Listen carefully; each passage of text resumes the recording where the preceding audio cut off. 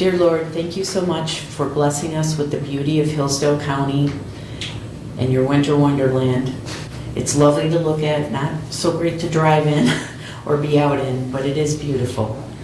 Thank you also for giving us wisdom and patience, and please guide us today as we discuss the finances of Hillsdale County and put to use as best we can the taxpayers' money of this county.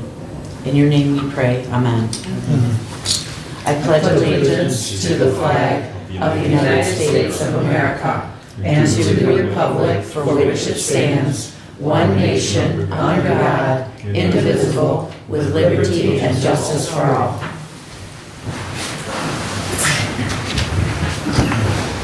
All right. First call out to the public. Anyone wish to address the board at this time? Of course, Bob. You brought us a toy. Well, actually, this is for you. Oh, yeah? For the day that I thought maybe if you want to pass it around, you can. But this is, for, whenever the Just years- sit it there. Well, I'm going to make sure that you have it, because, I want you to acknowledge that, Okay. that future that we had talked about, that might help you, trot along. Okay. Okay, please continue. Thank you. Right now, the roads are horrible out there. I just came out from Jackson. They've already got the salt down. We've already been running across these roads. This is not right to have this kind of a roads in the county. US 12, which is where I came down on also. I came down Moscow. I came down to get down here on 99. Nothing's done yet. But yet Jackson's already done. Why? We have a great deal of issues. Julie Gaines did attend our township last night, and Gary and I brought up the suggestion we bring in that all townships get together as supervisors and try to find out why we're having such an issue with all of our roads. Why do we have continuous, bickering? Why can't we get something accomplished? So I'm hoping that Gary's suggestion would make some good sense for the future on bringing all of them forward, hopefully. The other one was, I had trouble pronouncing your name. Forgive me. Could I ask you at least to pronounce it for me? Carlin would be great. Carlin? Okay. All right, Carlin, that's perfect. It's easier for me. You expressed yourself coming in and introducing everyone at 3 different titles that you have here. And through those different titles, by my going out and talking to some of those that you had talked to, they are titles, and can't find some way of finding out what you had done, what you had recommended, what you had, your name titles on to say that the job performance was actually done. So I'm looking for that. And in Lenawee, I'm not getting the same thing. So I'm hoping in the future I'll find some real good evidence that your performance in those other areas was, good. The other is, I can't find, any other good reason than to, that little pony act there was for Mark and for his good gesture for the future. And so if he wants to let you in on that, it's a little something to have. Anyway, I want to thank you all. Thank you, Bob. Anyone else wish to address the board at this time? We will have another public comment towards the end. Seeing none, we will move on. Give me a quick minute here. I've got to forward the agenda. Okay, I see.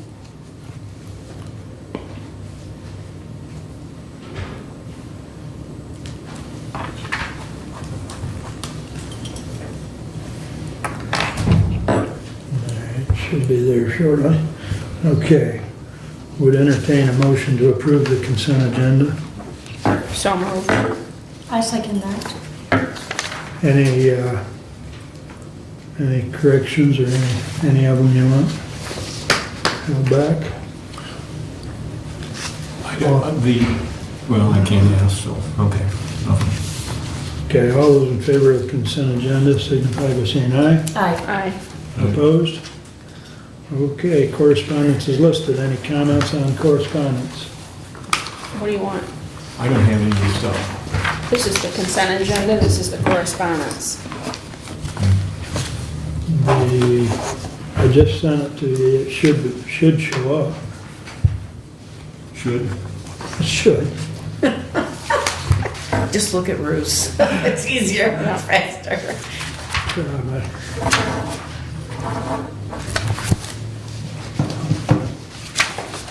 Might have to take your iPad down to Dave and let him operate on it. Sounds like it. I don't think he can do anything with an iPad anymore. There.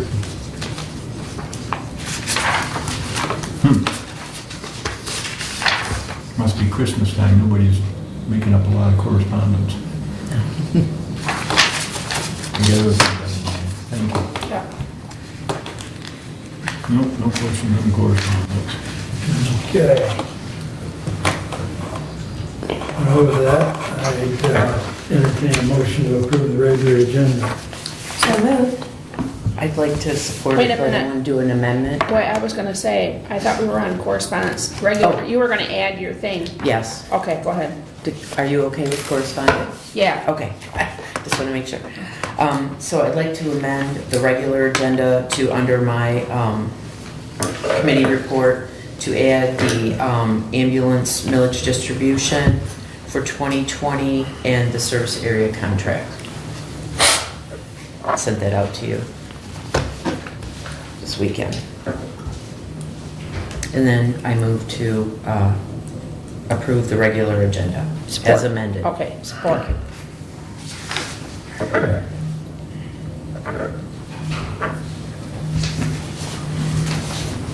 Okay, any other further changes, or additions, corrections? Hearing none, all those in favor of, excuse me? You have to vote on the amendment first because they want to support that. Okay, thank you. So we'll vote on adding in the ambulance item. All those in favor of adding that in signify by saying aye. Aye. Opposed? Now, the regular agenda as amended. All those in favor? Aye. Aye. Opposed? Thank you. Thank you. All right. On our standing order, we have the public hearing at 10 a.m., so we will start with committee reports, and so we will go with Julie, and then we'll jump down to Ruth and so on, because Bruce the is done. lion's share of Bruce's has to be taken up after the public hearing. Okay. So with that, Julie, you may start. Okay, so I just want to start by making a motion to approve the EMS coverage area map and coverage areas as defined by the diagrams that I sent you, and also the Ambulance Association millage distribution formula for 2020. Support.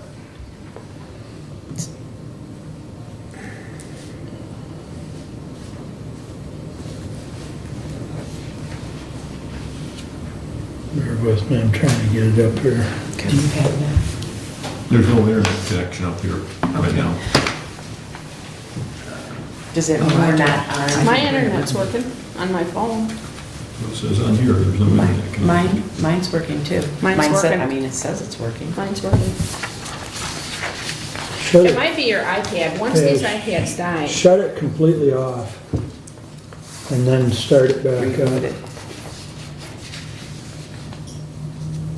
Sometimes that'll do it, sometimes.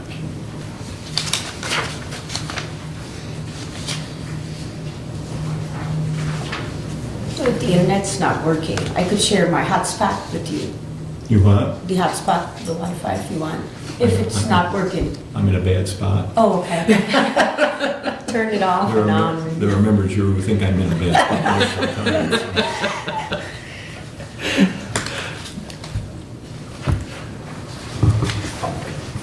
Well, it's not there, so. Do you want to just look at this, Bruce? Mine's can not look the- at- he can look at mine. Okay, Bruce has it right there. It's Okay. right there. I figured he already knew it by heart.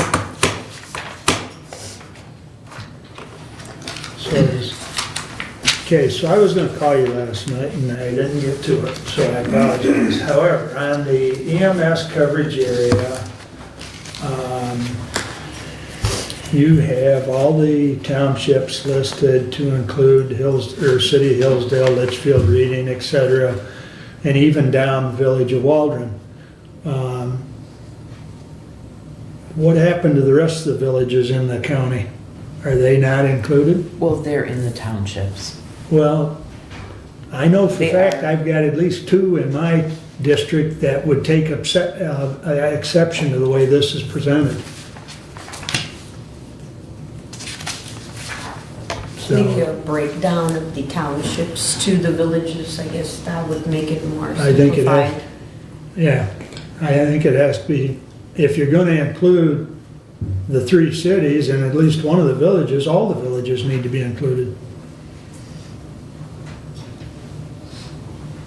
I mean, I know that's splitting hairs, but you started it by including the cities and the village of Waldron. So,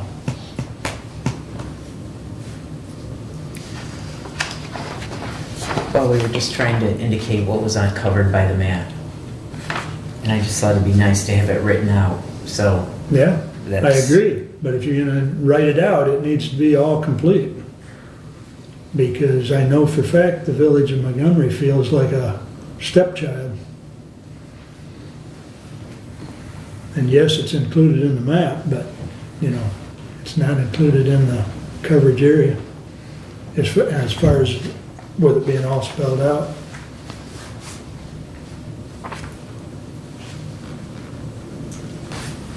Well, I don't know why we separated the village of Waldron from there.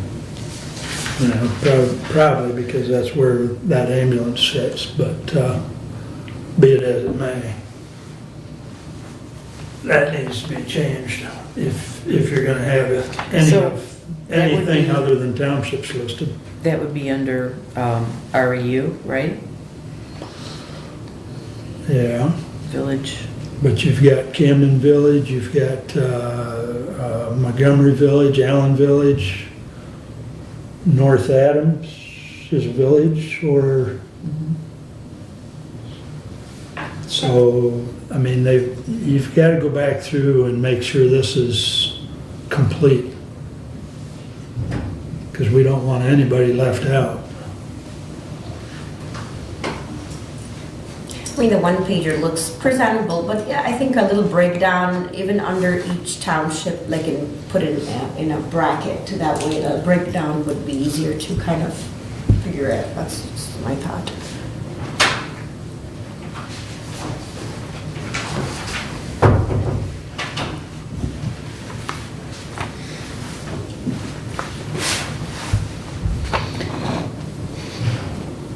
You're very quiet this morning. That's Okay. unusual for you. Calm before the storm. well, He's saving up for, talk about money. we can, I mean, before we only ever included the map of the coverage area. We didn't do this list. And it, I mean, it's not, it doesn't have to be included. What doesn't have to be included? The list. I agree with Mark. I think that this list should be included. I think everybody Like a that's on breakdown. it should be, yes. Yeah. I agree. Just have to go back and Right. do it over. That's all. Because you're doing this under a motion, you can go ahead and add that you would add the other villages, and then when we come back with a resolution, we can make sure it's on there. Okay. So we will complete the village list and make sure that the list is complete. And we'll run it by everyone to make sure, but I guess I need, you know, to make sure that we didn't leave anybody off. Right. So we can add those to the list. Like I said, this is something we never did before, and I thought it would be nice to list everything out, but I understand what you're saying, that we need to, if we're gonna list one village or a city, then instead of just the townships, then we need to list them all. I would agree with that.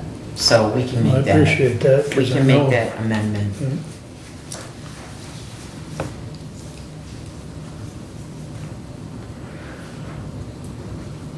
Thoughts?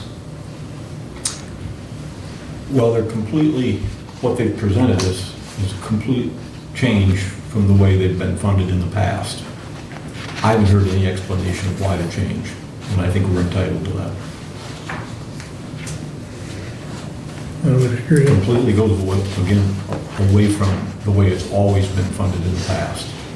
It's always been based on a per run, 50% I think was on geography, 50% on the number of runs that you did, which reflected how much, I don't want to say effort, because they don't do a lot of effort, but how many runs they actually had, and then they got their money accordingly. This is going completely away from that. I'd just like to know why. We never had any discussion on this Well, we throughout did- all the contracts that we did when we were doing the contracts for them.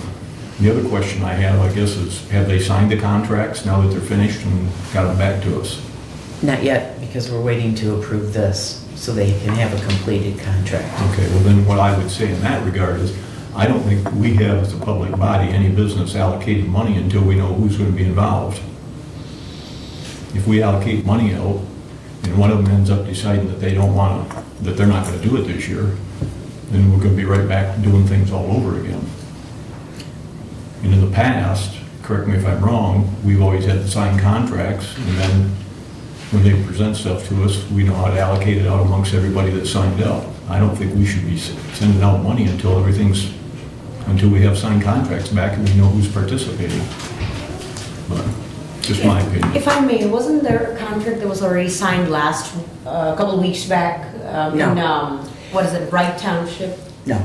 Okay. No, I Not went yet. there, I presented all the contracts, they're more than happy to sign them, everyone's gonna sign, but they wanted to make sure that the distribution was approved before they signed the contract, because they wanna know what they're signing up for. And see, and that's, I mean, I've been here for 7 years, Julian, we've never dealt with the distribution ahead of the contracts. The contracts have always been dealt with and then the distribution. So this is unprecedented. But these are addendums to the contract, and they need to be included as part of to make the contract complete. So if you just ask them to just sign this, what are they signing up for? They just want to make sure that the distribution, in the contract, it says, Bruce is asking why they came up with a different formula. The ambulance association as a whole, in the contract, decides on what the formula is. And they voted to change the formula to this formula that's stated on the distribution sheet. So the question, I mean, the change, so that is what it is in my understanding, just to make it easier for the public, is the change that was adhered to. So what is the change for? And how are we going to distribute that monies? So I think that is, what you're asking in regards with the explanation to, that particular changes. If it's not there, then what are we distributing the money for? Because we need to understand that before the contract's signed. That's just my thought. I don't know what you think, Commissioner. Yeah, basically what I said, those two things. Okay. So. Why the change in the funding formula? I think we're entitled to know that. And then secondly, based on past practice, I don't think we should be allocating any money. We kind of got into this a smidgen bit back about a year ago, if you remember, when the millage passed, and they came to us and they wanted all their money ahead of time. Right. And we were told that, I think by them, if I remember right, that we could do that. Well, as we looked into it, we found out we couldn't do it, and if we did it, we would not be guaranteed we'd get the money back. So I just think we need to do things in a logical order, that's all. So as it relates to that in the logical manner, if we can just open up that door to communication to understand what we're going to distribute, and if that change has already being, as we understand, there's a change with those, the point millage. So if you understand what that is and what that is in place for, I believe that communication needs to be there before any kind of a signing of any contract. I mean, I don't mind signing contract, but again, if the change has happened, we need to understand what we are signing for. And if we need more time, is there a possibility that we can get some more time or buy us some more time before we sign these contracts? And I'm not quite sure, Commissioners, when you both are going to be signing them, but when can we do that before, have that communication open up with, again, the team, with EMS, and find out what that change was for, and then in the meantime, we can have that breakdown like we discussed under those townships, the villages, put them underneath, put a bracket, and then, because Right, people we would can want amend that. that amendment, that. The Ambulance Association, when they decided on this new formula, decided amongst themselves, which is what the contract states, that they will decide the formula, that this was a more fair way to distribute the money than the previous formula. I've just reread everything you sent in the email, and I don't see where this indicates that it's addendum to the contract, so I guess I'm a little confused in that respect. It's a separate issue. Just like we've always done in the past, the allocation's separate from the contract. So if this was intended to be an addendum, I guess I'd wonder why it wasn't presented as such. It's Exhibit B in the contract. In the contract, it states there's an Exhibit A and an Exhibit B. And these are addendums to the contract.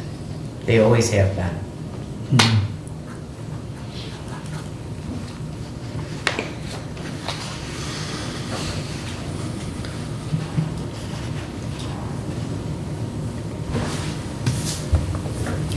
Well, I think the write-up that had the one pager that I see where it has just the townships and then the operational, the capital, and the total, where the millages, the percent, the one pager.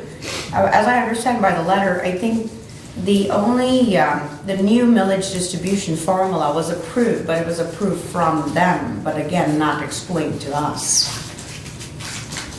The letter does say it, that it was approved by them, but again, we are looking for that the allocation of monies. It says the new millage distribution formula was approved.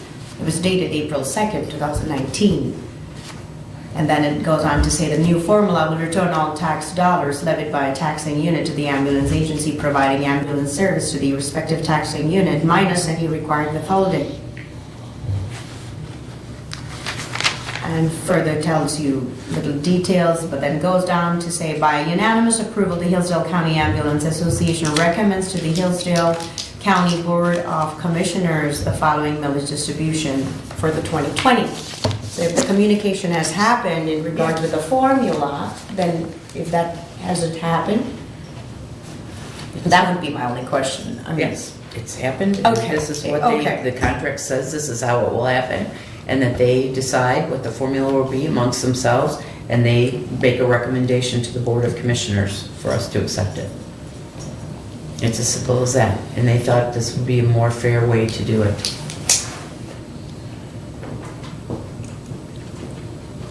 And forgive me, I put this up this way because I wasn't present there. So I am getting the millage numbers and I'm just getting insufficient or adequate details to kind of press upon it. But I know, Commissioners, you were there, so if you guys put more light on it.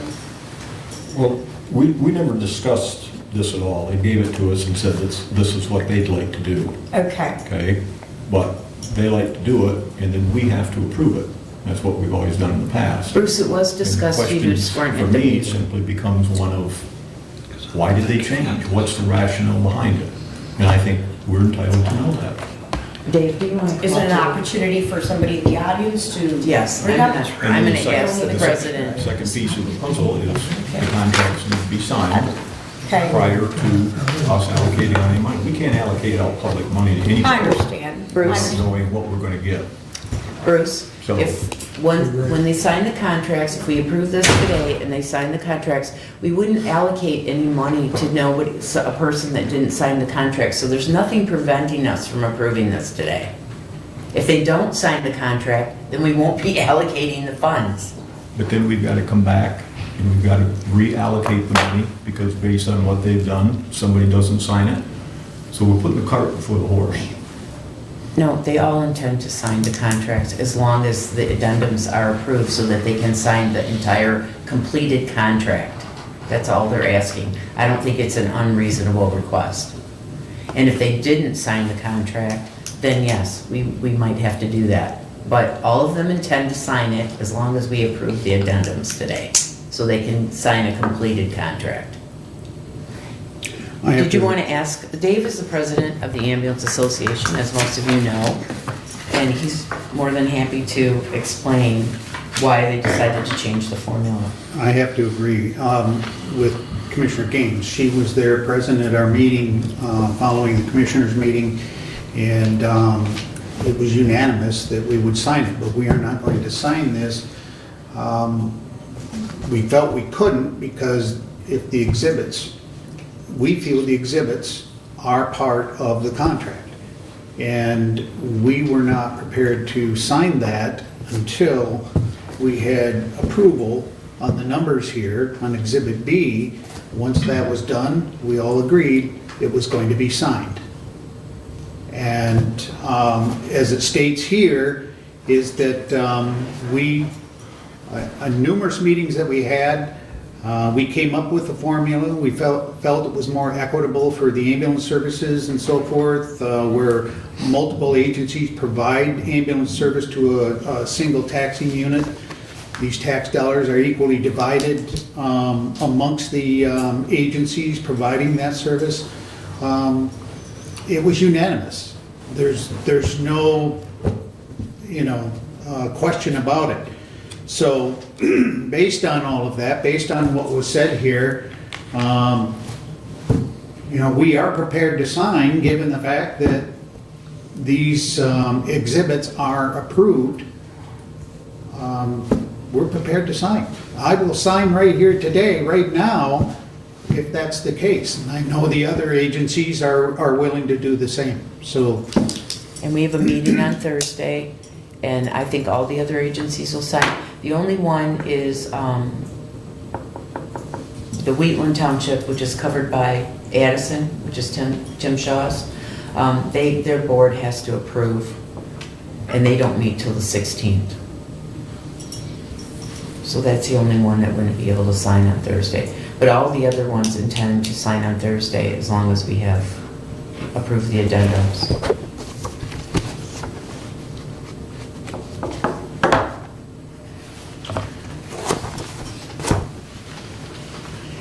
In respect to the villages and things like that, we have no problem, with them being indicated, that's fine. There's no issues there, but again, and the contract does say that, the payment schedule is based on a formula submitted to the county by the Hillsdale County Ambulance Association and approved by the county. This is what we've done. And in good conscience, we can't sign these until we know that this contract has been completely approved and by the commissioners, and then we will sign.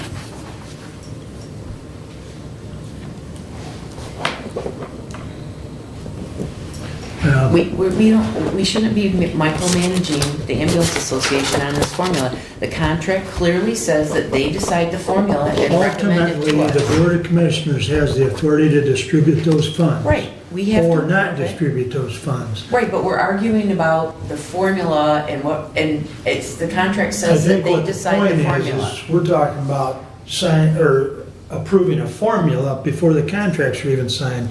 In other words, we're allocating money before we even have anything signed. No money will be allocated to somebody who doesn't sign the contract. Well, That's exactly it. I'm not comfortable with it because I'm not either. it's beyond what we've done in the past. In the past, the contracts have been signed and then the formula is taken care of.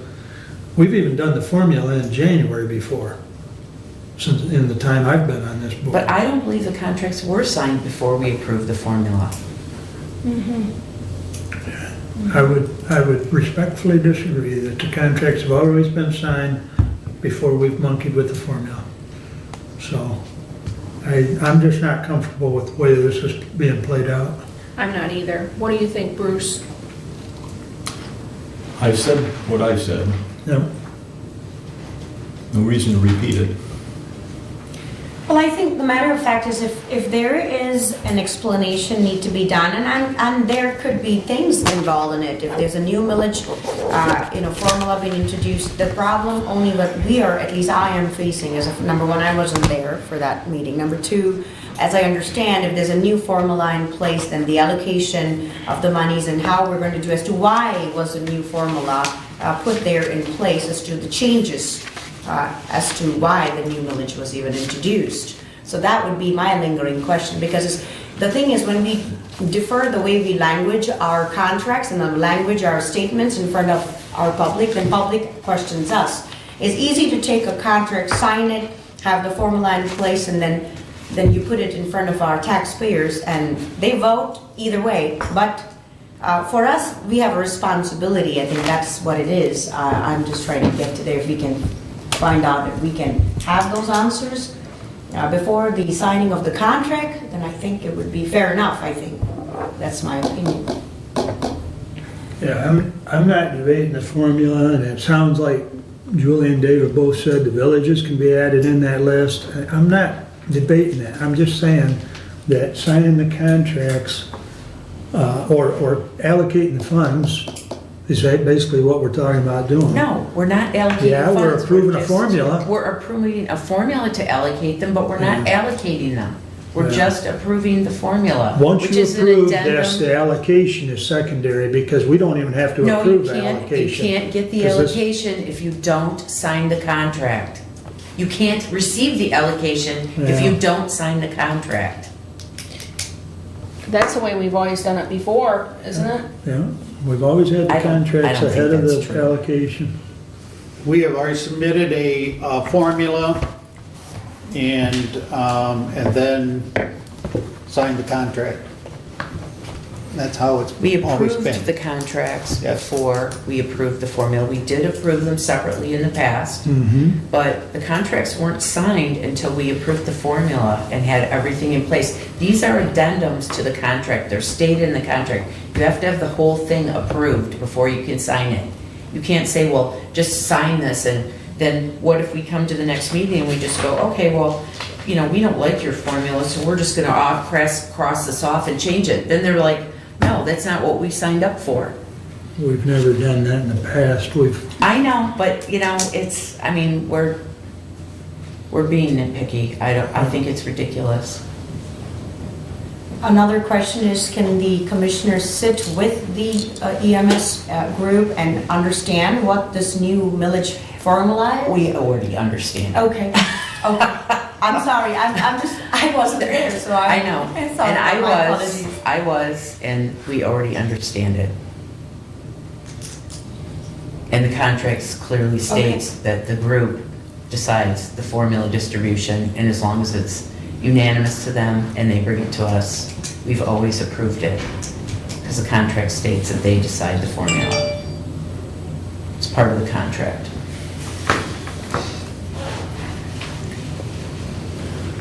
It's never been an issue in the past. Well, we either need to, I guess the three options is either vote on it, table it, or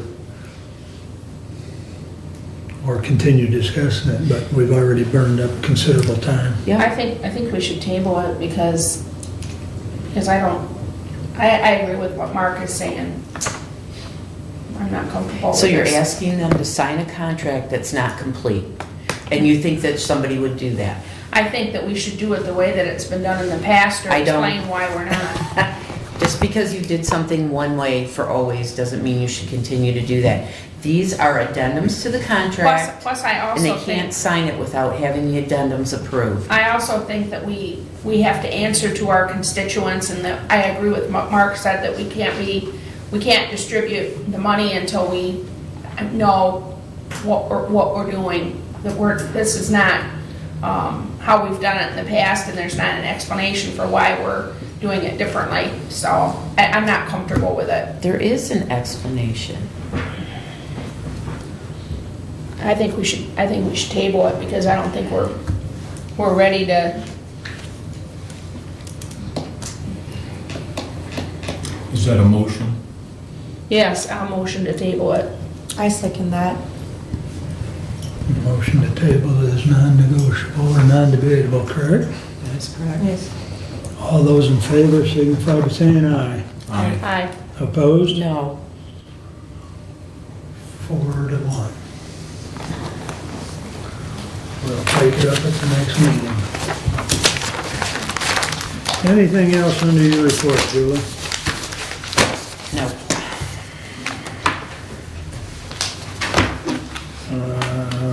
Ruth, we'll jump to you, we've got 20 minutes. Okay, well, on Sunday afternoon, I went over on Waldron Street to Spark. What I'm talking about has to do with the Lifeways millage money, the Hillsdale mental health millage dollars, okay? SPARK is on Waldron Street in Hillsdale, and it stands for St. Paul's Ability Resource Center. And with the millage money, the Hillsdale mental health millage money, that money purchased a new van for... Do you know what it cost? No, I don't. It purchased a new van. I took a picture of it and passed it around. New one. Brand new van. It's a handicapped accessible van. It's to be used to transport developmentally disabled adults to Spark. I also took, now what they did was the kids made a sign. Matter of fact, they made 2 signs, and it says thankful. And you can see these are developmentally disabled adults. And they made a sign that said thankful, and they wanted to thank Namrata, the Hillsdale County voters. Oh, so sweet. For providing that money for that van. While I was there, I took a tour of the building and of their facilities, and they do crafts with the kids and adults, and cooking classes, and they do cardio, and they do many things to enhance their quality of life. That's what it's for. And so that is some of the money that our Hillsdale mental health millage dollars used to pay for that van. Yes, sir. Can that van be used, that was mental health, so can that be used to transport mental health patients from the hospital? I don't know that, do you?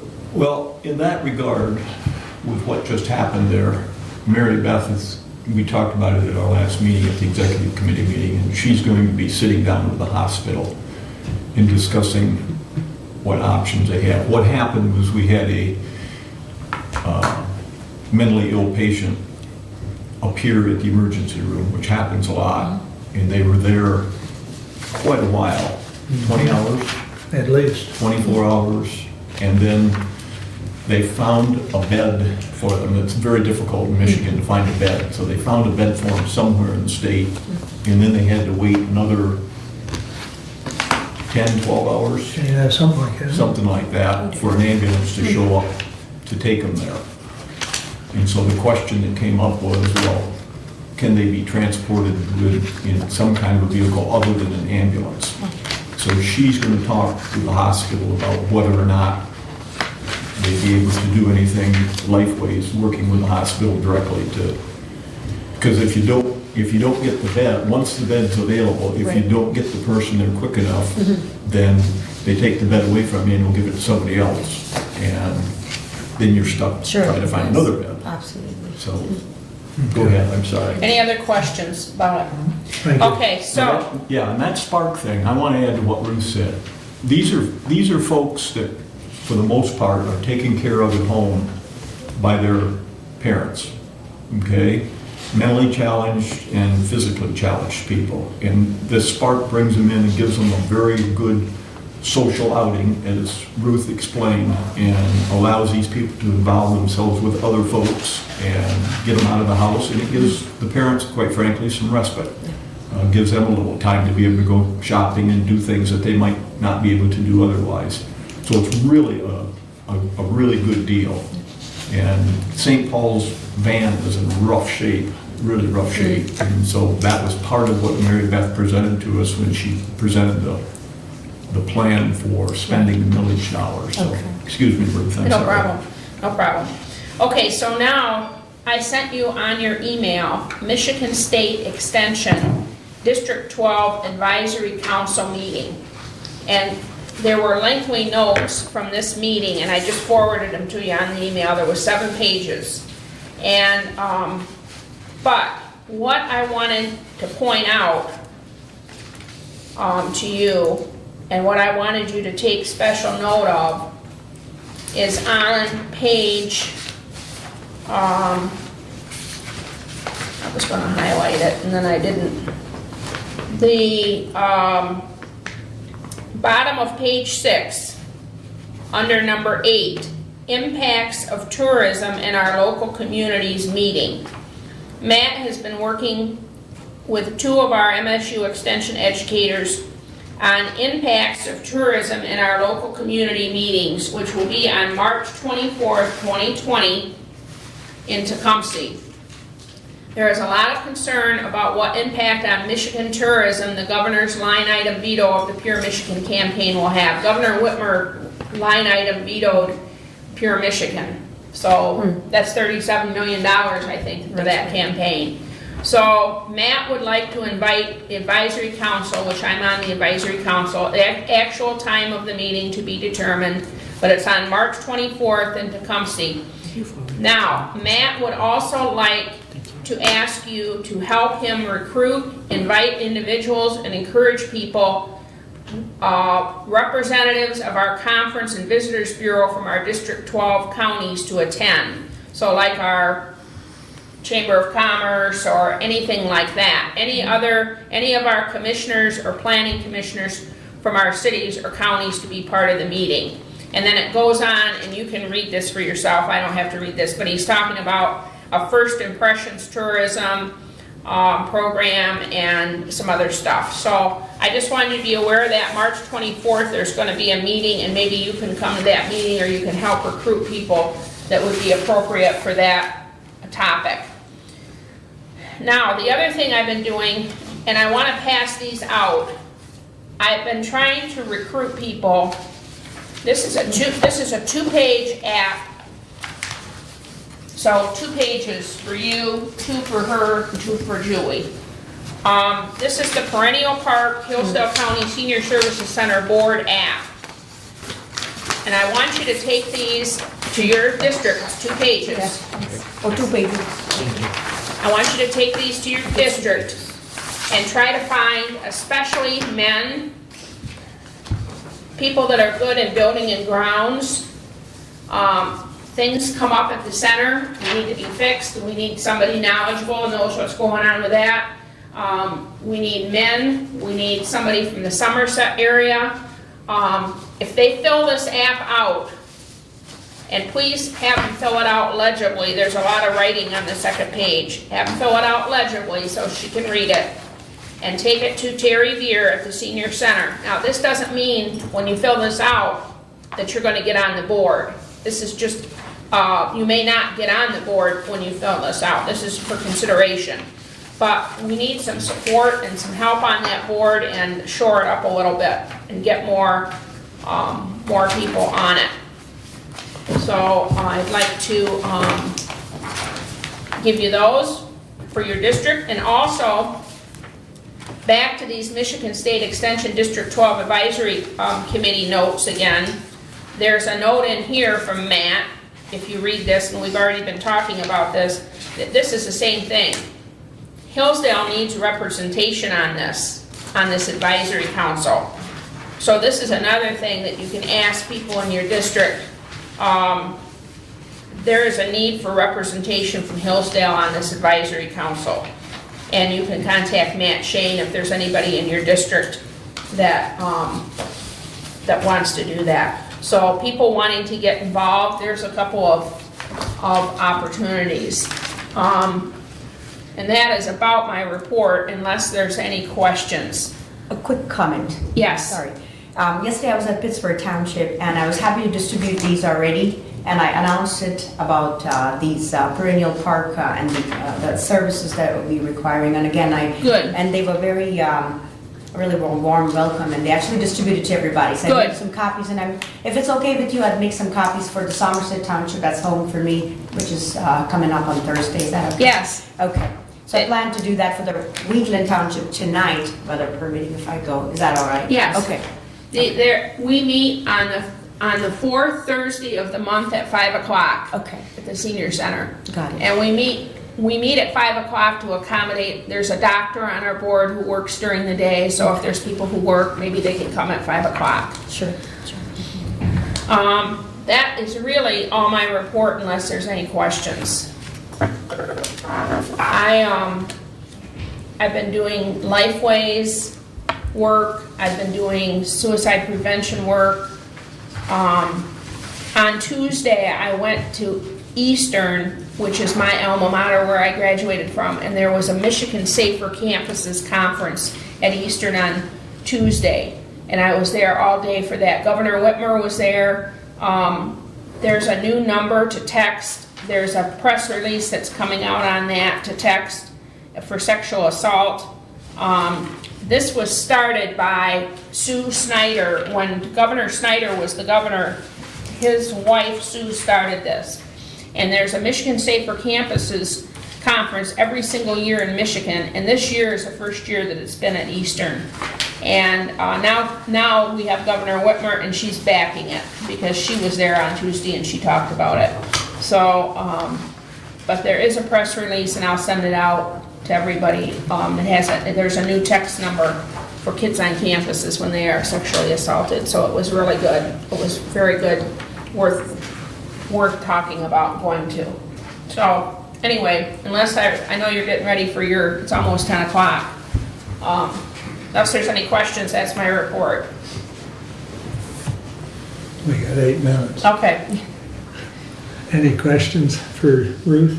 Is there a way you could format that in a page and email it, that information, because I could pass on to my townships in my district? That'd be great, thanks. Yes.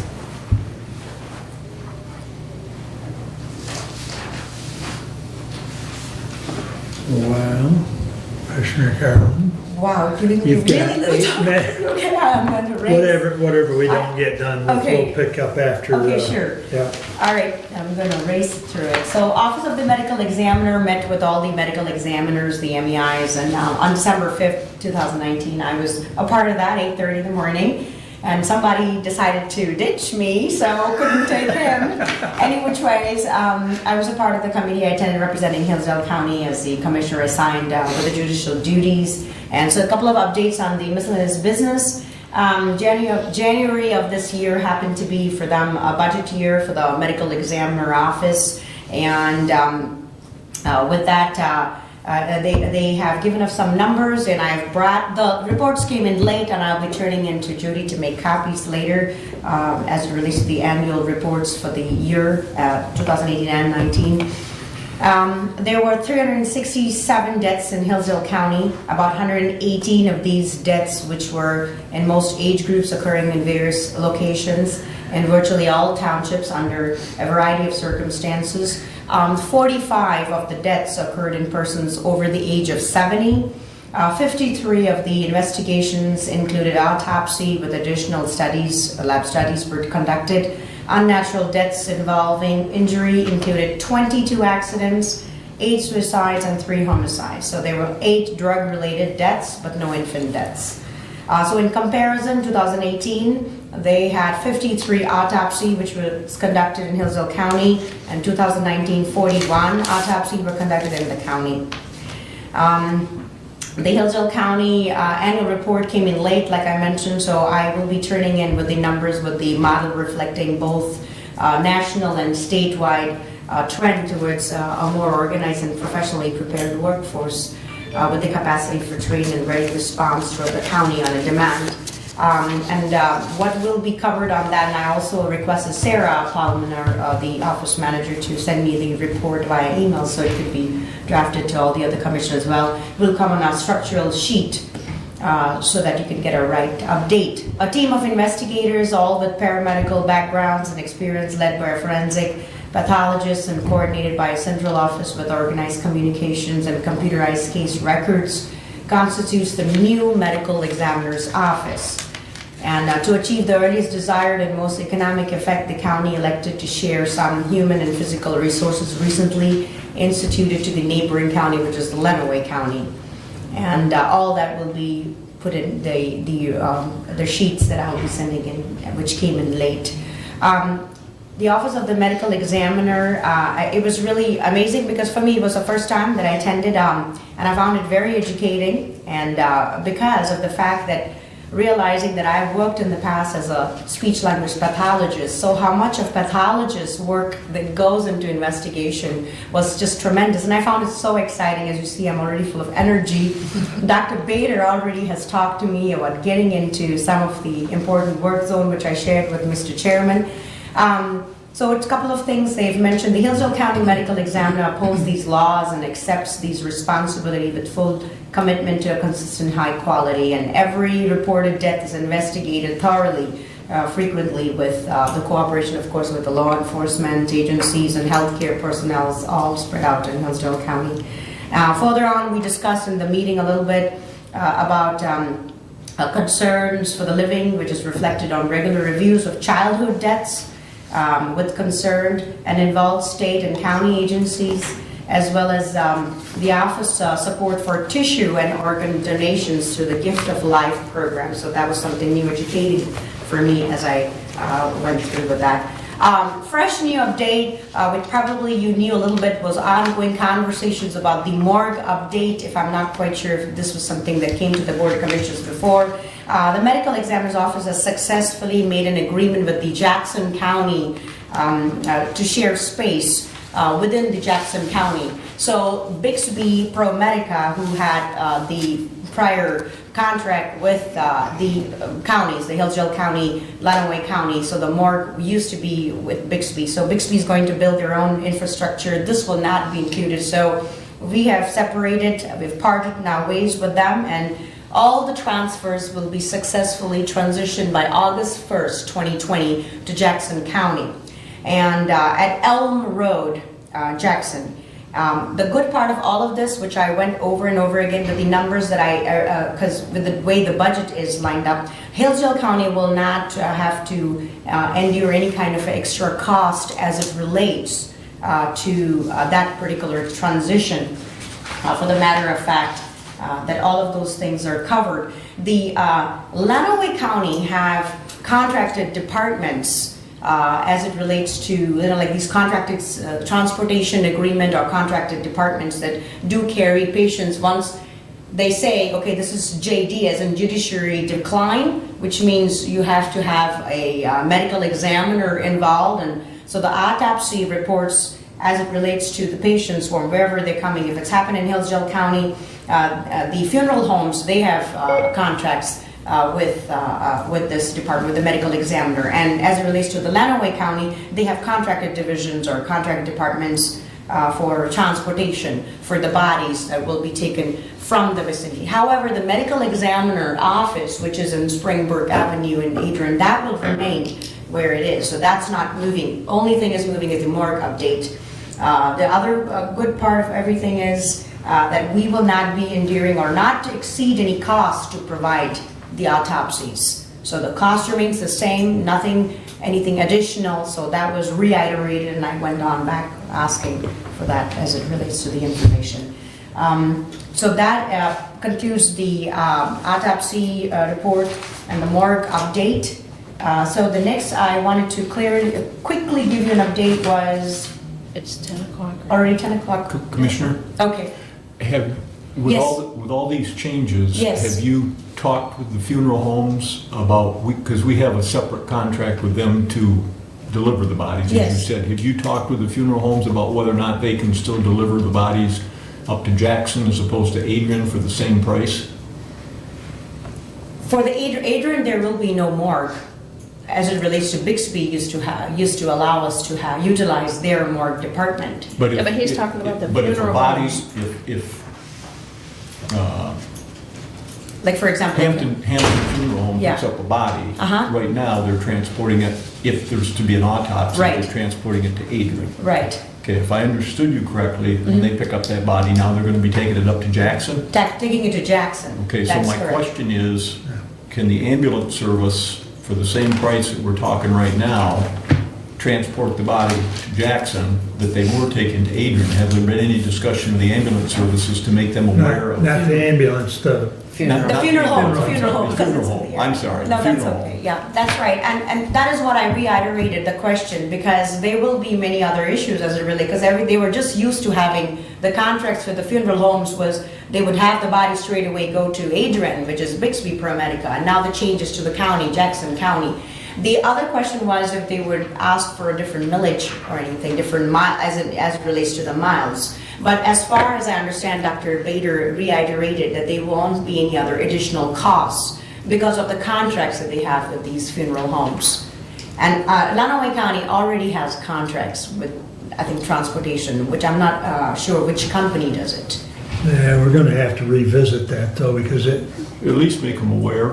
there's of gonna what- be a mileage Right. difference. No, that is correct. That was talked about, the mileage, exactly. So that was something that brought up, I know this gentleman, investigator Jeff, I just clearly remember his first name, he did ask that question.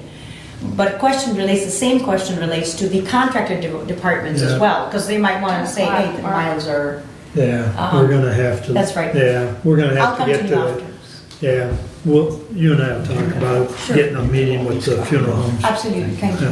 Yeah. We're sure Okay. we do. With that I all don't set, use mine. I need a motion. Need a motion? Yes, sir. So moved. It's okay, I second that. To move into the public hearing. Yes, sir. Thank you. Yep. All those in favor signify by saying aye. All right. Aye. Opposed? We are now in the public hearing concerning the general fund budget and 2020 special revenue, debt retirement, capital project funds, and enterprise fund budgets. Anyone wish to address the board on the budget? You can address anytime you like, but there are a few things that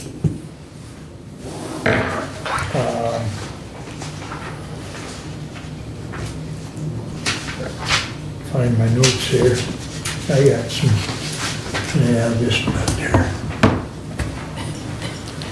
Julie, you want to kick it off, or, I know you got one. Sure. And then I had a representative from the Parks Board sent a letter that I want to read also, because they're unable to attend this morning. Well, you want to read that first? I can, Yeah, thank you. hopefully. It's a little long. Okay. To the Hillsdale County It's Board of from Bill Commissioners. Watkins. From Bill Watkins, I okay. sent it to you, so I just sent it to you because I didn't realize I had it till I checked my email when it came in. So the Okay, so- Wi-Fi is a little slow this morning. You sent it to I the, ju- I just got sent it. it to Just everybody. received it. Yes. did you send it to our county email? Yes. Okay. Says, Hillsdale County Board of Commissioners, once again, the County Board of Commissioners has ignored the needs of our county park infrastructure. Anyone can balance a budget if they ignore the needs of their departments. The Park Board asks for an increase to cover the fundamental needs of the parks. I personally have asked several times for you to come visit the park so you could see firsthand why the increase is necessary. The answer you give for funding is always get a grant. Grant money is for projects to improve and enhance infrastructure. The funding we need for your parks is money to maintain what is already there. If the parks were funded properly for maintenance, looking for grant money wouldn't be necessary. Plus, the grants we received in the past are now in need of being rewritten in order to have funding again. Just as your own personal property will quickly disintegrate without proper care, our county parks will do the same. Hemlock Park is not even maintained other than mowing. Bird Lake continues to need work as well. As you are aware that 2,000 cars, are you aware that 2,000 cars visit Lewis Emery Park on any given weekend during the year? During regular weekdays, there are anywhere from 50 to 150 cars going through the park. Lewis Emery Park, the rearing pond, is one of the most relaxing parks in the state. When you walk or drive into the park, your troubles seem to lessen. There could be 100 other people in the park, and you may not even know that or be aware that there are 99 others. We cannot continue to maintain the county park system at the current funding level. Please reconsider our funding for the park system. Again, I will ask you to at least come out so you can see, so that we may show you the needs of the park. The Hillsdale County Park Commission, William Watkins, Park Overseer. Doesn't the current budget proposal have 25,000 in there, just like we've done? Yeah, but But they've wanted more. They wanted Yeah, 10 grand more. yeah, yeah. And they've needed more for quite some time. Yeah. They're definitely underfunded. Well, And they had more, their budget was 35,000 for many years, and then that was cut to 25. And they also actually had a fund balance for many years, and they were told that they needed to use that money. And so that all got spent a long time ago, and plus their budget was depleted by $10,000, and they just can't operate at the current rate. But we have helped them when they needed help. right. They came up here a few times and had emergencies that they weren't prepared for, and we did help them. We We did spent put money in, money- yes. We spent quite a few dollars on that barn, if I recall correctly. So I guess at least my message back to them is we'll help them when they have needs, but, you know, to Well- allocate more, I think we're gonna stay with at least my personal opinion would stay with the 25, but. I talked to the building inspector the other day, and we were talking about a lot of different topics. And one of the things that he said to me was when the audit was done on the inspection department, they said that the soil erosion fees were grossly underfunded, the permit fees for soil erosion, to, and that they were low comparatively. One of the things that we could do is allow Marty to increase those fees and dedicate that money to the parks. And I think we should allow him to do that. That would be one, way of raising funds. The fees are very reasonable. He doesn't see any problem with increasing them, and as a matter of fact, they said that they were low. I think Go ahead. I think what we should do, we need to talk about the budget as a whole and everything that we have proposed and everything that we've talked about. And, this is one piece to the puzzle, Yeah. but we gotta look at the whole picture. We can't just sit here and decide things piecemeal. Yeah, that subject is, We'll needs to come be back discussed, it. but it's Right. not germane to the budget. And Right. Bruce and I do have a meeting with Marty sometime here in the next couple of weeks. We can bring that up, so, but anyways, I found, In regards Yes. to, the fees may be low, and maybe the fees do need to be raised. yeah, Okay, and that's up to Marty and so on. But commissioners, I would just warn you that when you dedicate money to a particular item, you're taking away your ability in the future to put the money where where the greatest need is. And we're always going to have discussions about where's the greatest need. And Commissioner Gaines is saying this is a great need, okay, and there's nothing wrong with that, nothing. But as a body, we have to make that decision as to where the greatest needs are. And every time you dedicate a certain amount of money from something, you're taking away that discretion that you have to make that decision. And I've said to Derek before, there's never been a budget created, but what somebody's mad and somebody's happy. It's just the nature of the beast. But that's what we get paid for, is to make those decisions. And I would just encourage you never to dedicate money. And we took a big pot of that, and we took all of that soil erosion money that he had in his budget. And there was quite a chunk here a while back. I think it was like $125,000. And we made the decision to put it into capital improvements fund. And that was ended up being a very wise decision on our part, because we ended up with a whole mess out at the youth home with the heating system that had to be replaced and fixed up. And fortunately, because of that decision, we had the money available to do that. So give yourself that flexibility, either good or bad. Good suggestion. I'm gonna jump into one here, and then Julie's got. Derek, did you find out about the MSUE? I haven't been able to get a hold of Rebecca for confirmation, Okay, but, you know, she did say that as of September, the ownership transfers over to us, so I'm fairly confident that, you know, that'll result in about 10,000 savings to what we had budgeted. okay.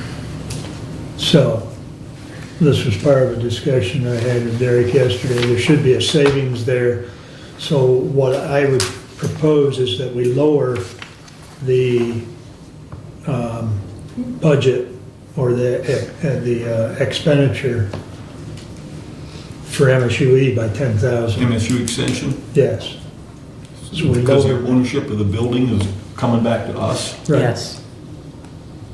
Okay, now if you're going to do that, Derek, do we have money in the budget for Randy to fix up that building out there? Because if it's going to become a county building, then we're going to have money to repair things and replace things and so on. Do we have a line item in his budget right now for that?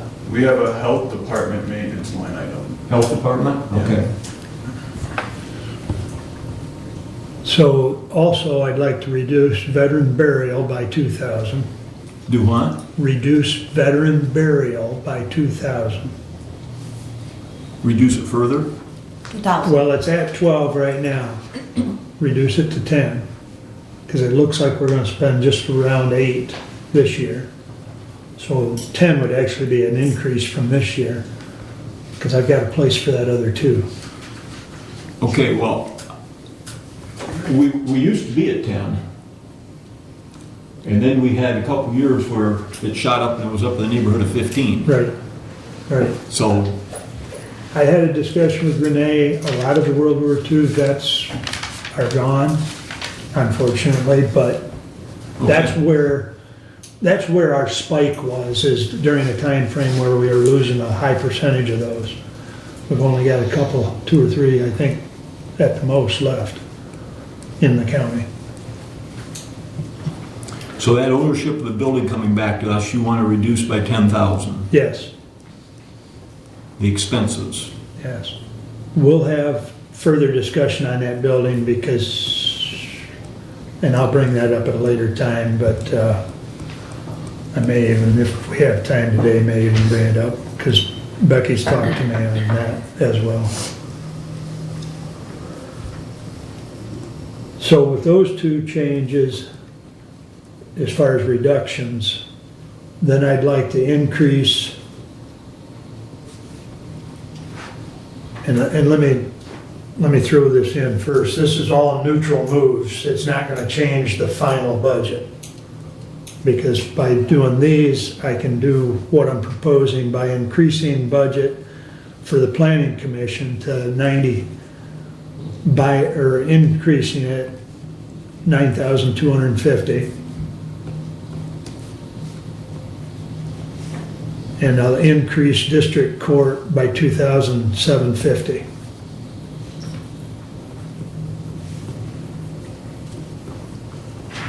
Now, just for planning commission's pretty self-explanatory. The district court increase, those dollars will be going into the, and not that we have control over line items, but Derek's gonna make that adjustment. That'll go into for drug testing. And Bruce, I did look into, you said that at one time she was pulling that out of the grant money. That's true, but it's not really right. Not really what? Not really right or correct. So there is the potential, if we got audited on that, we'd owe that money back. And so she had asked for 5, her longevity line is too high, and by adding some money in plus what we found to be too high on longevity, I got her 4,000. She had asked for 5, I got her 4 for drug testing, so. Between this and the longevity? Right. So 10,000 savings on MSU extension, 2,000 on the veterans burial, give 9,750 to the planning commission, 2,250 to district court. No, 92.50 to planning commission 9,250. and 27.50 to district court.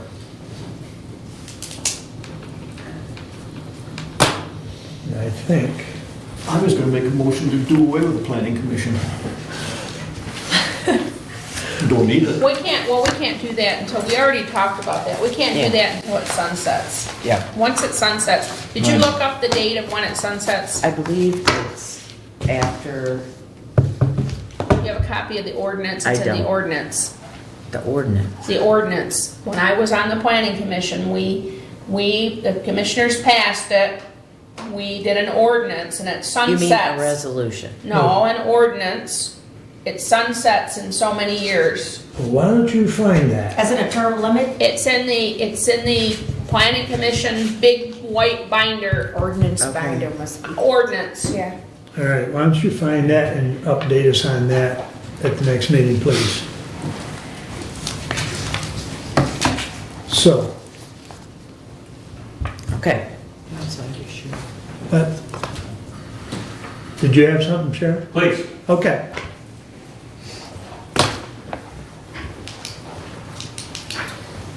I just want to confirm with the board, since we are in a public comment portion of the budget, and I wasn't at the last meeting, however, I was given documents that was presented for the budget. If the board would just confirm with me that the current budget that you are considering approving on behalf of the Sheriff's Office, if you'd refer to Department 301, Sheriff, that one, 2020 budget, the number is $1,983,160,000. Is that accurate? Yes. Okay, thank you. Road and traffic, 302, proposed budget is 90,796. Yes. Okay. That one, just by the way, information came to me last week that from both Representative Lighthouser and Senator Shirkey that they have cut a deal with the governor to restore that funding retroactive back to Right. October 1st. I had not heard if the governor had signed that, which also included the PILT money that the county was affected by those things. But my understanding is that she is going to sign it, but we heard that for quite some time. The other one that came in the printout was the medical marijuana grant. And I know there's no money in the budget or anything for that, but I would just ask that that not be included anything anymore because that's a dead issue. Yes. I think it has to be in there, Derek, does it not? Well, we have to show it because it has history as of 2018. That's right. Part of the budget document has to show that. And then Right. the other thing is, we are still getting revenue for it as a pass-through to the health department. The health department took over Okay. that funding, so we do show the revenue for it. And I do believe you presented it last time. I remember that clearly. So it's a dead issue as in what to do with it. Well, the thing is, the reason why I bring it up is I knew that before, in prior years, the sheriff's office administered that, and it's listing deputies and things like that, but Okay. now it's not any law enforcement entity Okay. at all. I just wanted to clarify But that, we still. especially with the law change, that the sheriff's office has nothing to do with the medical Okay, marijuana. On to Department 331 Marine Enforcement Grant, proposed budget is $13,500. Yes. Thank you. The Department 351 Jail Corrections Department, proposed budget is $1,017,675. Yes. Okay. And Animal Control, proposed budget is $57,061. Yes. That's right. I hadn't heard it, and I wanted to make sure that when the board takes action today, that those are the numbers that I had. Thank you. Right, right. Okay, Thanks. thank you. Now, Julie. I want to talk about the facilities budget and the janitorial and maintenance person that are only funded for 3/4 of a year. I want to make a new proposal. So currently, the janitorial staff has 5 positions. I want to cut one of the positions from that, which will free up about 25, just shy of $26,000. And that will leave money then to fund 4-person janitorial staff to do a 5-person job. And we will give those people a small raise, raising them from a level 3 to a level 4 for the extra work that they'll have to do. And then it would also fund the maintenance person for the whole year. And then we can take up whether we continue to need that person at the next budget meeting at the end of next year. So again, just moving around funds, not changing the bottom line for the budget. I believe when you and I spoke, Julie, that's it. It's pretty much a wash by having that person off the whole year as far as it would fund that maintenance guy, but it doesn't change the bottom line. No. So it has no impact on the budget. So That's right. No impact. there's actually one individual that left the janitorial staff, what, a month ago? Yeah. And Randy had heard that one person was gonna be let go, so why hire one? So he hasn't replaced that person. So actually kind of resolved itself, That's Yeah. right. Yeah. so. I guess I'm okay with it.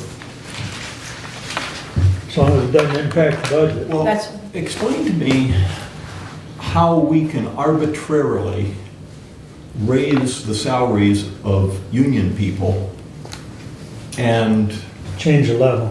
change the level, raise their salaries. Yeah. And how is that fair to everyone else in the courthouse and so on? Well, you're If we're eliminating gonna- a if we're gonna staff cut this member. 26,000, why can't we just say, well, we're gonna raise, I don't know, the salaries of people in the drain commissioner's office, or the salaries of people in the register of deeds? I mean, I get the idea that, you know, what they wanna do and everything, but we're getting right back into when I came on this board. One year we do this for these people, and then everybody else is mad. Another year we do something over here, and everybody else is mad. If you're gonna be in a union, you gotta follow the union contract. Well, Bruce, If you don't follow the union contract, what's the point of even having it? the janitorial staff is some of the, first of all, you're asking 4 people now to do a job of 5 people. No, we're not. Yes, you are. Because by the, Commissioner, by the time this goes into effect, there will no longer be an annex building. That's one less building to clean, and we're right back to where we started originally. But really, the square footage doesn't change, Bruce. Right now, you're not cleaning over here at the courthouse because the people aren't in it. And all you're doing is moving all the people from the annex over to the courthouse. You still have to clean all those offices. The square footage amount doesn't change. You are asking 4 people to do the job that 5 people were doing. And these people also, I would argue, have been grossly underpaid for a long time, and there's some of the few still level 3s in the county. There's only a handful of people that are at that level. They deserve to be raised to level 4 when you're asking now 4 people to do a job that 5 people were doing. It's effectively like an 80-cent raise. Well, I think Bruce has got, and I mean, I'm okay with everything you said, Julie, with the exception of, I'll call Gary King, because You want? I'll call Gary. Matter of fact, Gary's gonna call me back before the end of the week because we're discussing another group of employees, but I'll ask him on that because you've got a valid point. What good's the union agreement if, you know, and we don't need to we don't need to upset one group of employees because another group got something and the contract was already settled, so. And Commissioner Carolyn, so that you know, was it a year ago that the health department privatized their cleaning? Yes, Okay, Okay. a year So ago. the unionized. The health department privatized their cleaning, no longer had the county do it, and we had 2 people that were being paid by the health department. They were paying us for 2 people out there, 2 janitors out there cleaning. Okay, and so at that time in that budget, we proposed to get rid of those 2 people. Right. Because that job went away. Well, the decision was made by this board to keep one of them. So when we talk about reducing back now, what we're really doing is reducing back to What we had anyway. what we had originally, right? So, just For the want you to work, understand that. since right, you're right, new. I agree. I don't know, the dollar amount, does that change even if we, because I'm thinking if we were to have the 5 that we had and we've cut down to 1 more, so 4, well, does the budget change in any way as it relates to, I'm assuming there must be some amount of dollars we're saving since we're having 4 employees, even if we have that 4-level increase. Well, we're increasing their level by 1 level so that they're at a level 4, which is really the lowest level in the county. Because there's, like I said, there's only 4 or 5 people, correct me if I'm wrong, Derek, in the county that are a level 3. You can't even hire people at level 3 So to what come about to the work budget? here. Does it, are we? No, looking for- because then the other money is being taken up by the maintenance person, who we do absolutely need for the projects we're working on. They were going to be let go 3/4 way of the year. Now, the other money that's left over will fund that person for the full year. And then we can take that up again at the end of next year, depending on the projects and the workload, which I see for years to come that we'll need the person, but we can take it up next year on that person. They were gonna be let go 3/4 of the way through the year. And again, for your history, when this building was, Randy's people were repairing this building, there was an extra maintenance person hired. And that person was hired, and the resolution stated that when this building was done, they would be gone. Okay. Well, a year ago, that was discussed, and now Randy's doing the courthouse, and said he needed that person. And so that person was kept on with the understanding that when the courthouse is done, that person will be gone.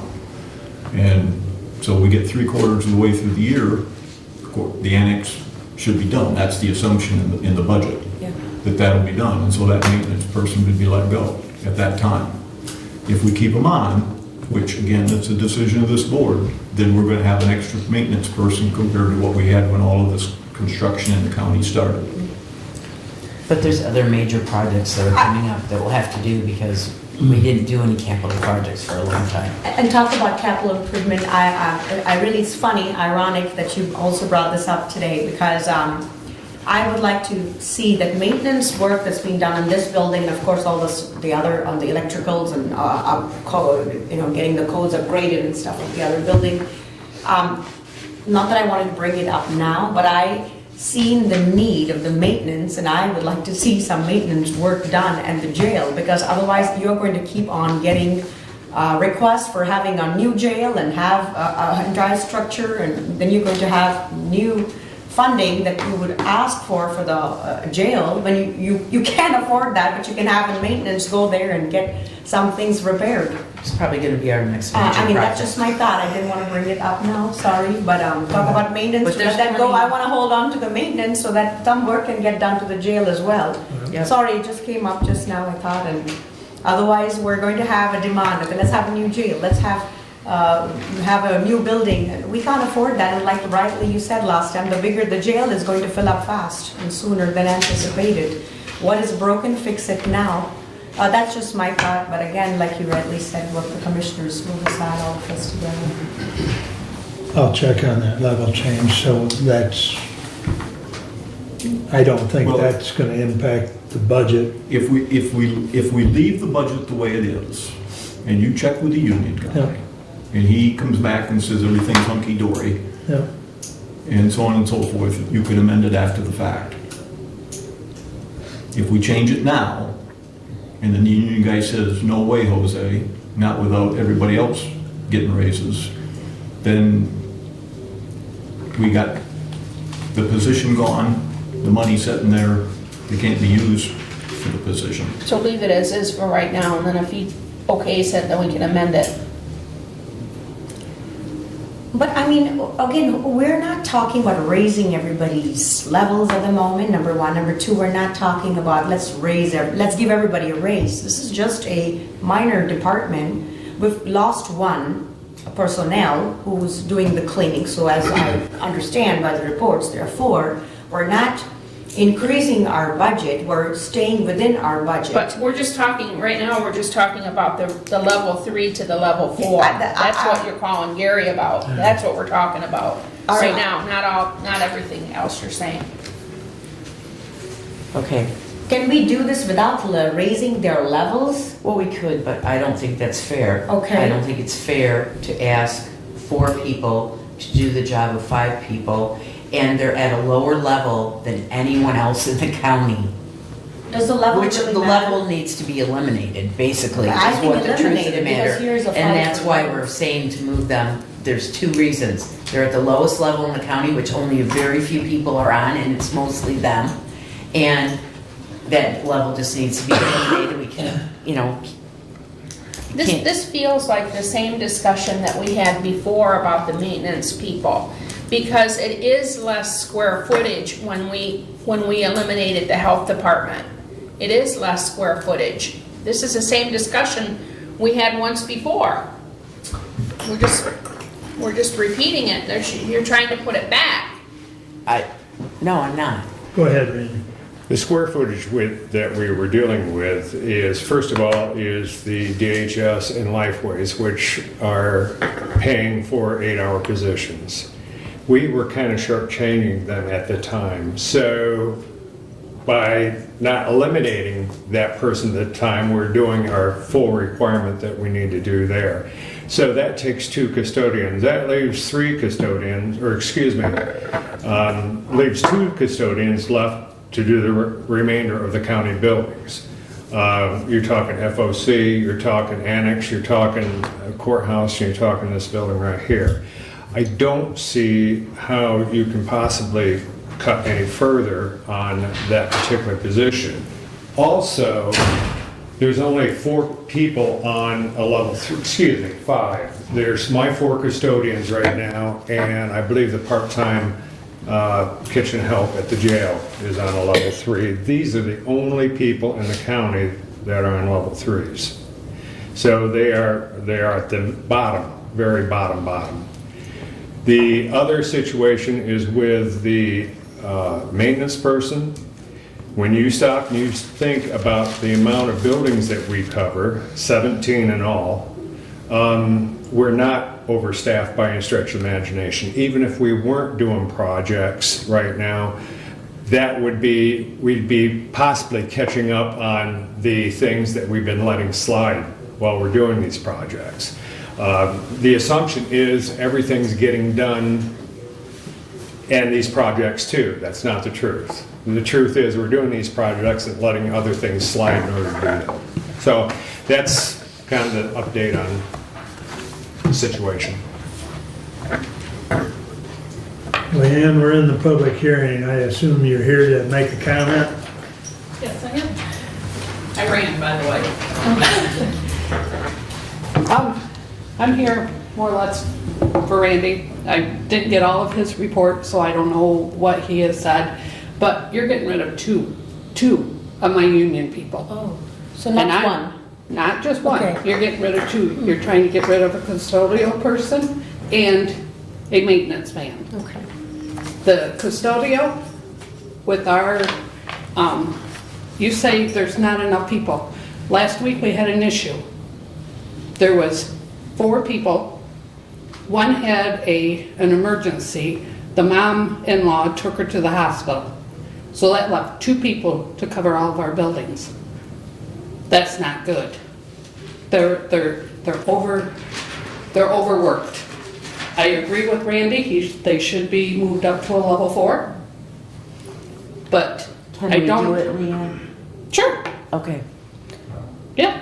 You can move them up to a level 4, just as long as the funds and Just so everything our in new there. commissioner knows, you are the union steward for Yes. the SEIU. Okay, so that's why I'm Sorry. asking No, her that's sorry. specifically. I forgot to tell you I'm that. glad you came up because we were just, at hand, we had the information, just one. And then so having the increase of the levels, I'm thinking, why do we have those levels, number one? Number That's the two, raise. you know, and yeah, now that we're having just limited staff to do the work, and the work never gets over. This is a very, I don't know how to put it, it's a humble job, it's a job that really demands a lot. Yes. And if you lose them, then you're in trouble, I'd like Yeah. to say that. This is a really, we're not talking a magistrate's position, we're not talking attorney, we're not talking us. So again, So you're not eliminating though anyone, Leanne, because a person left and we're just not going to That person hire needs to that be, position. that position needs to be hired. well, I think we just, so That you want position needs to be one. Hired. You need that person. The custodial. The 5th The custodial fifth person. custodial person. Even though, right now, you have an extra building that they're cleaning. You have, district court, someday, who knows when, maybe in a year or 2, they'll be moved over to us, so that building will be taken care of.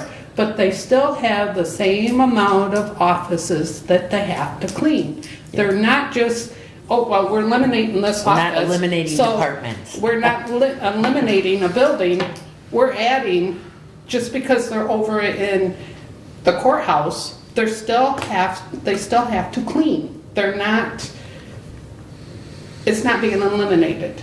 I can tell you that when we've been helping them, you know, and that's not in, that's Not in the against. job description. That's against all the rules. But we will help them because they've been so short-staffed. There's nothing they can, you know, they can't get everything done. I clean as a part-time job. It takes me 2.5 hours to clean one office. So I can tell you, our offices are not getting cleaned like they should be. So, I don't know if Randy can hire another custodial, but we need them. Especially if you've got somebody that is sick or has to have surgery, you're losing one person. And I know one of them has got to have surgery, so she may be off 6 weeks. So that puts you down to 3 people if you don't hire that 5th person.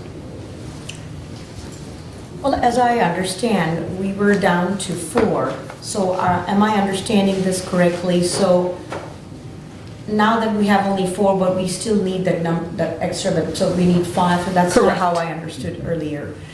Well, we had 5, We had but 5. we were going to leave this vacant So are we to going to, clear up this money to give the 4 a raise and to keep the maintenance person I for would the be in whole favor year. of that, rather than having that one extra custodian, the 5th one is, but in future, then that's a different story. We can Right. talk I mean, about it some other We'll time. have to see. That's But just, you're taking away from the union. If you're not going to hire another person, we have issues. issues with the union. Mark's looking at me like, yes. Mr. Chairman, just for information's sake, so this is, we're talking of the union people trying to tell us how we are going to and when and how many people we need to recruit when we have only so much money, you know? I'm sorry if I'm going overboard, No, but as I You're understood, exactly right. what I'm saying is, and then that's when I say that it's time to move on with, I know this will hurt, but to another entire different staffing, if this is how it reaches. But I don't want them to feel that, and of course, I don't want to get beaten with a rod later by you guys, but I'm just saying, if you're right, but 4, as it's come down to 4, I agree and I'm understanding I mean, the, for now, this is For what we now, have what you to have do presented. for this year. for next year, And then we'll have to look at it again. We'll I have to think sit you down. guys are gonna have issues, I really do. If money becomes available, we'll try to fill the position, but for right now, we don't want to lose 2 people. We're saving 1 Saving one, by but leaving this Here. other position open. Even We're just if not you- filling it right now. even if you filled it as a part-time person, I would be happy with that. If you Well- could do a part-time, hi Randy. We'll have to If you could see. do a part-time person, then that would help. I mean, work her a couple of days in between, 8 hours, because I can tell you, things aren't getting cleaned. And we need to change the It's stuff. very, yes, They're it's not doing very, their job right, and well, it's not that they're not doing their job Right. right, they just don't have enough time. I mean, you had one person that was on maternity leave, you had another person that was having medical issues, now you have another person that has medical issues. One, she ended up quitting, or she quit, fired, whatever you wanna call it. She had medical issues, so, you've got to do something. Well, you know what? I'm not happy losing it. hire me for a fraction of time, how Okay. about that? I'll get it going. I'm not happy Well, about Mr. Chairman. losing my employees. To wrap this, I understand. to wrap this thing up, Trying to do the best we can. there is no doubt in my mind that the janitorial staff's underpaid. There's no doubt in my mind that most of the employees we have working for the county are underpaid. That's not an issue. We all agree on that. Now, I would remind everyone, that budgets are always compromises. And I would remind you that a year ago, we had this discussion. And the discussion is that we cannot live without that extra janitor from the health department. And we have to have this maintenance person. We now fast forward a year, and the maintenance position we still have to have, but the janitor is now going to be gone, okay? So I would just say to you that progress is being made, and it's difficult. They have a tough job. All the county employees have tough jobs, not just them. The issue of sickness and illness and replacing people and so on, go back to what I've said in the past, could be taken care of with privatization, because then that company would be responsible for it. And it makes it difficult, because we find it hard to hire, Randy finds it hard to hire somebody for, 3 weeks, 4 weeks while somebody's out sick, and that's really what he needs, okay? But to get somebody to do that for that shorter period of time, it's very difficult for him. He rips his hair out trying to get it accomplished. So we can't overstaff to take care of sickness and illnesses and so on, okay? We can't understaff and have the building clean. So I guess what I'm hearing is the janitorial position would be gone. You're gonna check into whether or not the raises, I still don't think it's right to raise one group and not everybody else, raise their level. I don't think that's a proper way to do things. Well, we're taking a person away, so So it is having proper. said all that, the will of this board, you can go ahead and do as you see fit. I will make a comment. You cannot contract those jobs out. That is a union position. You cannot contract any of I'm my just trying to union point out- At least people. not without a fight, huh? I'm just. Oh, trying to you'll point out have a the big difficulty fight. that Randy has in trying to cover for people who do become sick. And we can't overstaff, that's unfair to the taxpayers, in order to cover that. And so it presents a quandary. I mean, I'm unless they looking for- lose the building. I mean, I have an awful time. We used to have quite a few people in our union, and they keep, well, we're going to put them as an assistant, so we're dropping that position, that union position. We're losing our people, and that's not good. I'm just saying, as a union rep, we need our people. And I will stand up for them, even if Randy hires a fifth person, we need them. So you're okay with moving the 3s to a 4? Yes. So we don't really need I'll to check double- on that. Sound- Leanne should know. She's a union rep. She Check on should it know. anyways. that No, we you can do it. I'll double, It's in our Double check. contract saying Oh. if the department head and you guys and we agree, can do it. Yes, that's exactly what the contract says. Derek, have you been approached about this proposal? A little bit, I helped with the numbers of what it would look like. So the numbers are accurate? There will be no increased cost to the budget? Correct. Okay. No increase. That's all I need to know. okay. We're going to have a motion for each of these We can if you want. proposals that have come up? We can What make would be motions. You can if you want to, but you guys do not approve a line item budget. You approve The bottom line. the bottom line, and it doesn't change the bottom line. If you want to do resolutions for those changes, you can, but I would suggest you bring those to December 26th and not today, I because think they need to be approved and be in the record so that everybody knows the changes that were made down the road. Derek? Derek You will- probably specifically need resolutions for the level changes. yes, That that you I would need. And there should be a record in Of the in the changes. public arena of these changes that were made in the budget. Okay. Because All there's some people who have already got the preliminary budget and are looking at it, and then all of a sudden it'll be different, and they're gonna say why. There needs to be a record by this commission as to what we did.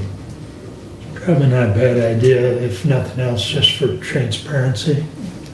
Mr. Chairman, I'd like Yes. to say something, if Yep. I may. As long as the budget doesn't change as it relates to increase, and I'm okay with it, Yep. with just 4 staff, and I know it's going to be hardship on the staff and Leanne, but as long as, right for now, this feels fine. So, Okay.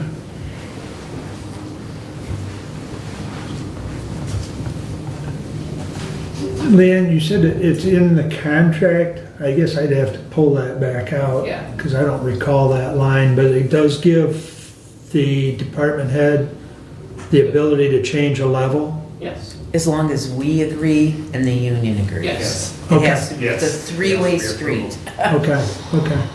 I've got that at home. I'll pull it back out and look at it. I can get you a copy. Just email me that section. How's that? Thank you. Thank you. Okay.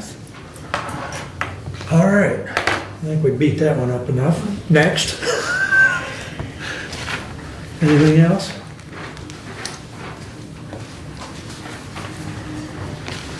Anything else from the audience? I guess we can close the public hearing. And on behalf of Ruth and myself, putting this budget together, I would like to thank you for calling us ahead of time on your suggestion and letting us know what you were thinking and so on and so forth, so that we were in the loop on it. I appreciate that very much. Okay. Yeah,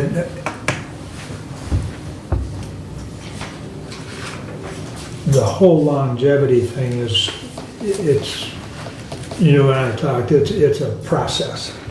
So, It's always a process. so, yes.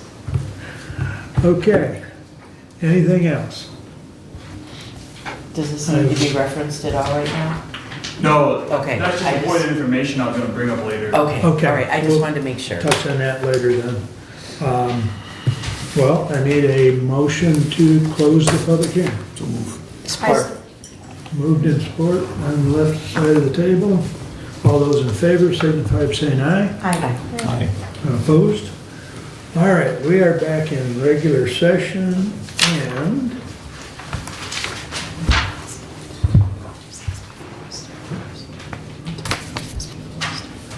yes, we will take a 5-minute recess May before God bless you.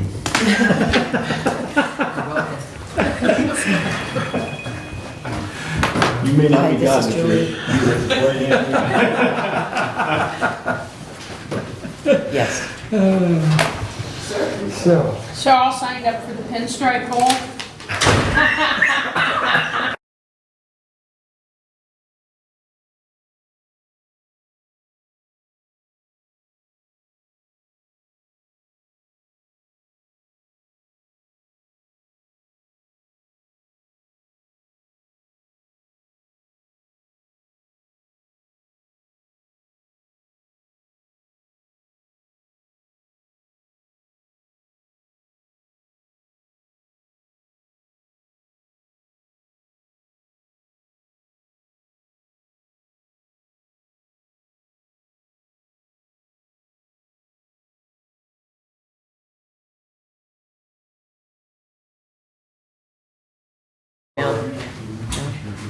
Since May, we didn't have it for the full year. VOT. oh, K. yeah. You know, ES. from May to November, we saved $1,200. So I was just gonna bring that up. So, wouldn't quite double, but it'd be close. You could probably easily add another thousand. C. Yeah, K-E-S? yeah, yeah. Okay. That's All right. good. Yeah. We can talk about that. Okay. No, because I was told that it had to go before the board Did, before it could be signed, and that's on the 16th, I understand. Okay. Okay, I will send it. Thank you. Bye. the, yeah, I don't know, Judge, you're the president now, but the, I know. you and I talked a while back. Note that it's gonna change the 2019 to 2020. Okay, It can be done, thanks. if nothing else, by consensus, Okay. so. All right. Good catch, thank you, Derek. Any other comments on the resolution? All those in favor signify by saying aye. Aye. Opposed? Resolution passes. Please continue. Resolution 19-129 to the Honorable Board of Commissioners, we recommend approval of the 2020 final general fund budget for the County of Hillsdale as proposed. 2020 final budget summary, total 2020 revenue, $12,623,003. Fund balance, January 1st, 2020, projected, that means a guess, $1,291,629. Total 2020 revenue and fund balance, $13,914,632. Total 2020 expenditures, $12,623,003. Fund balance, December 31st, 2020, projected would be $1,291,629. Respectfully submitted, Bruce Cazzo. I move for the adoption of that resolution. Support. Moved and supported. Comments or questions? I just want to emphasize to all you commissioners that if we end up this year with the fund balance as indicated here, and if we end up next year with the fund balance indicated there and not quite a bit less, I will buy each one of you a steak dinner at Bill's Steakhouse in Bronson. This is you too, Jody. Make it a vegetarian steak This is for a me. this is a very optimistic budget in terms of what we'll end up with our fund balance. I want you to understand that. Going forward this year, it's going to be tough, okay? Commissioner, I had a question. When you said projected, so this is just the proposed, or is it over or less than what you had anticipated with the projected on that fund Well, projected balance? is what we think it's going to be Okay. if all of our budget line items come true. Okay, and did you know, just offhand, what was the rough increase that you saw? In the The projected projected, it's not going to be an increase. It's Okay. probably going to be a decrease. decrease off how much? Just roughly. Well, it's hard to say because you got so much stuff that comes in, but just, you got so much stuff that'll come in after the first year, but the costs for the deputy are up around 100,000 now. That's right. And we hadn't projected any of that in this year's budget. So that tends to make me believe that this $1,291,000 at the end of this year probably isn't going to be there. I think that came about, if I'm not mistaken, because, in my opinion, I could be wrong, because of the indigent defense grant that was provided, so we have enough there to No, have a it doesn't deputy? have anything to do with Nothing to it. do with that, okay, got it. This has Because to you do with- mentioned This deputy. has to do with the deputy that was Okay. very severely injured. Right, exactly, Workers' okay. compensation. Yes, yes, thank you. Okay. Derek? I just wanted to add, so the resolution that you're approving is basically this, right? And if you look at the projected column for 2019 on this, that's how that projected fund balance for the start of next year gets calculated. And this projected column projects a loss in 2019 of 112,000. So we're reducing fund balance by Okay, you got- 112. I got my answer on that. Right, Thank you. So what I'm saying Yeah. to you is I think it's going to be down more. than that. It could go down more. Okay. Potentially, yeah. Right. Okay, thank you. We're going to get probably 2 more bills from Broadspire on the deputy, Right. so. Just a really quick comment, so sorry about that. Mr. Chairman, the other comment was, last time I made that comment, was as it relates to the capital improvement plan, and we never had that before, and forgive me if I'm wrong, in the past, the Board of Commissioners never really had that in front of them as it relates to the comp, and this is the first time we've been hit with something like this. So in the future, I don't know if you can forecast a 2020 budget, and if Derek could, and Commissioner could help out with that, would be a separate fund, just as it relates to medical comp or county employee comp. Because we don't have any of that. It's coming out from the general fund, as I We have that in the budget. It's rolled in. Derek, why don't you come up and explain it? We have that in the budget. So we have a self-insurance fund where the workman's comp is funded out of. And yearly, we contribute roughly $60,000 to $70,000 to that fund. And at the start of 2019, we had about $80,000 in that fund. The idea is that we just keep kind of putting a little bit money in there. But there's also the school of thought, you don't want to put $500,000 in there because it ties up $500,000 that if you have other stuff that comes up, you're not allowed to touch it once it's in that fund. It has to go strictly for workman's comp. So then you would rather build up your fund balance, which we have built up our fund balance in the last 5 years to a point where we can absorb something like this a little bit. We have in the 2020 budget about 320,000 or so. 333, yeah. To go from the general fund to that self-insurance fund because we know we're going to have those costs with the recent deputy accident. So there is money in the 2020 budget specifically set aside for that increased cost. Does that answer your question? And respectfully, Commissioner, that 320, Yes. 332,000 that we're moving over, 70 of it is roughly what we contribute every year. So the additional on top of that's about 260. And that 260, just a smidgen bit over half of what we need to take care of this deputy based on what we've been told. Now we're seeing costs this year, we're up to about 100 now. I'm guessing by the end of the year it might be 150 or even more, which is going to decrease this fund balance for this year. That will mean we'll pay less next year because we're paying it more now, okay? But that 260 that we're putting in extra, remember, is only half of what we need. And Derek was told, correct me if I'm wrong, Derek, that we should plan this out like over a 3-year period. I think it was This year, 2 next years. You said 2 years. 2 years, okay, so this year, next year. So we very well could have to come up with some additional money. But at the end of the day, when this is all said and done, we're going to see the hit to our fund balance going to be pretty significant. And if you look on this page, our fund balance right now, a projected fund balance is about 10%. That's right. You know, that's the minimum that the auditors suggest that we be at. So That's right.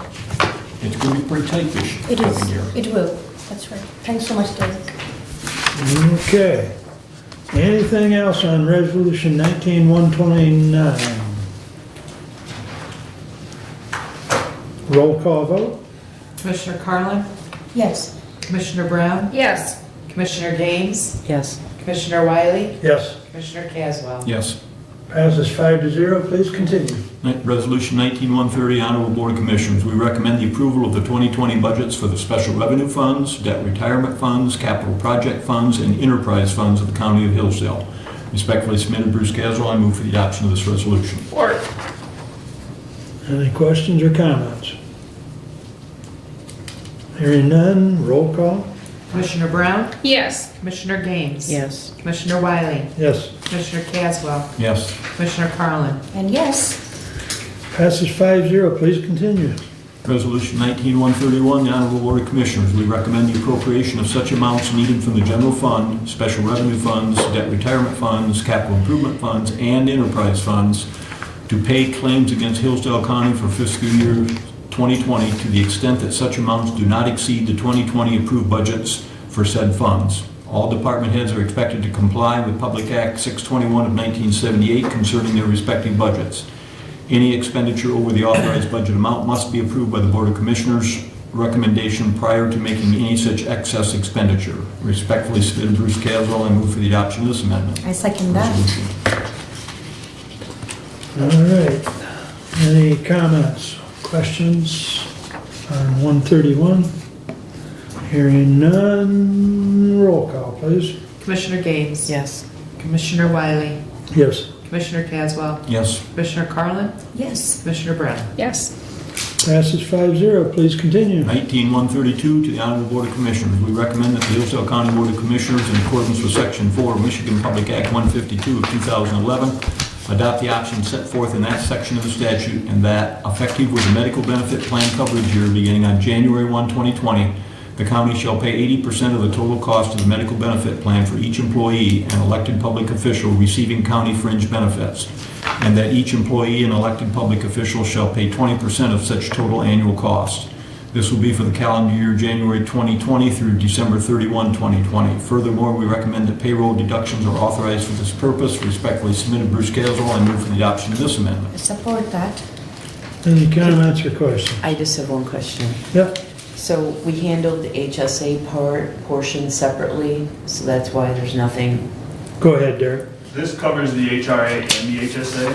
So from the HSA's perspective, the amount that the county is contributing to each employee's fund or HSA account, the employee's premium goes up by 20% of that. That's what this says. Okay. So this covers both of those. Okay. Good question, though. We had that discussion. I just wanted to make sure that I understood it. Thank you. Good question. Any further questions on 132? All those in favor signify by saying aye. Aye. Opposed? Passes. Please continue. 19-133, the Honorable Board of Commissioners. We recommend payment to Steve the Painter, 3741 South Rumsey Road, Pittsford, Michigan, 49271 for services not to exceed $4,295. The services are to include painting the circuit courtroom and other minor repairs. A 40% down payment, which is $1,718 prior to commencement, is to be paid, and the balance when the job is completed. Furthermore, the amount is to be paid from account number 101.00-957-802.000, the Capital Improvement Fund. Respectfully submitted, Bruce Caswell. Move for the adoption of this amendment. I support that. Any comments or questions? Derek? The account number doesn't seem right to me. The 101 is a general fund account number. So we might need to fix that. I can't. Yeah, it should be a 401. 401? And it should probably be 000 instead of 957. Then the 802 should be fine. Now, in all honesty and with all due respect, I dumped this on Jody. All of this is completely my fault for not having all these numbers right. I dumped it on her to do, and so don't blame her. And then when Marty came in, she did it up, so. It's just a typo. Yeah, I thought you asked me for it, and either I gave you the wrong one, or Did I ask you for it? someone did. I thought at least. But this one's not right. So if I can just, is it 401-000-957-802-000? Almost. Oh. 401-000-000-802.000. And that might sound weird, but Okay, now slow down. Start None of that. over again. Yeah. Okay, 401-000-000-802-000, correct? Correct. And that is coming from the CIP? Yes. Okay. And just, I don't know But there is a CIP for this. Yes. Well, we have a Okay. capital improvement Okay, fund. okay, yes. got it. And just kind of, I don't know if you want this information, but kind of how the account numbers are broken down. The first 5 digits are the fund number. Okay. So 101.00 is a general fund. So anything that starts with that is hitting Yeah. your general fund. Okay, Okay. And then the middle 3 digits are an activity or a department. So every department has their own 3 digits. Okay. Like mine is 191. And then the last 6 are the account number. 802 is a contractual services account number. so anyway, there are too many zeros are usually the capital improvement plan. And this will not be paid, nothing will be paid on this or anything else until next year. He wants to do it during the winter, so it's not going to be paid right away. Wait until after the first of the year before you even do the 40% if this is approved, okay? Okay. Is everybody all right with the consensus-wise, the typo being fixed? Yes. Okay. All right. Any other comments or questions on 133? Hearing none. All those in favor signify by saying aye. Aye. Opposed? Please continue. Resolution 19-134 to the Honorable Board of Commissioners, we recommend the Hillsdale County Board of Commissioners adopt the following wage scale increase effective January 1, 2020, which is included in the proposed 2020 budget. Assistant prosecutor, current salary $48,400, increase $1,600, new salary $50,000. Respectfully submitted, Bruce Caswell, and I move for the adoption of this amendment. I support. Now, this is already part of the budget. It's in the budget right now, and it was, quite frankly, $48,400 for assistant prosecutors, a little bit low. Neil requested it, and the few things we were able to adjust based on this year's budget, this was one of them that, to bring it up to a little bit better. And Okay. as I said, it's part of the budget that we've already adopted. Any other comments or questions? All those in favor signify by saying aye. Aye. Opposed? Please continue. Resolution 19-135, the Honorable Board of Commissioners. We recommend the Hillsdale County Board of Commissioners adopt the following wage scale increase effective January 1, 2020, which is included in the proposed 2020 budget. Position, Chief Deputy Clerk.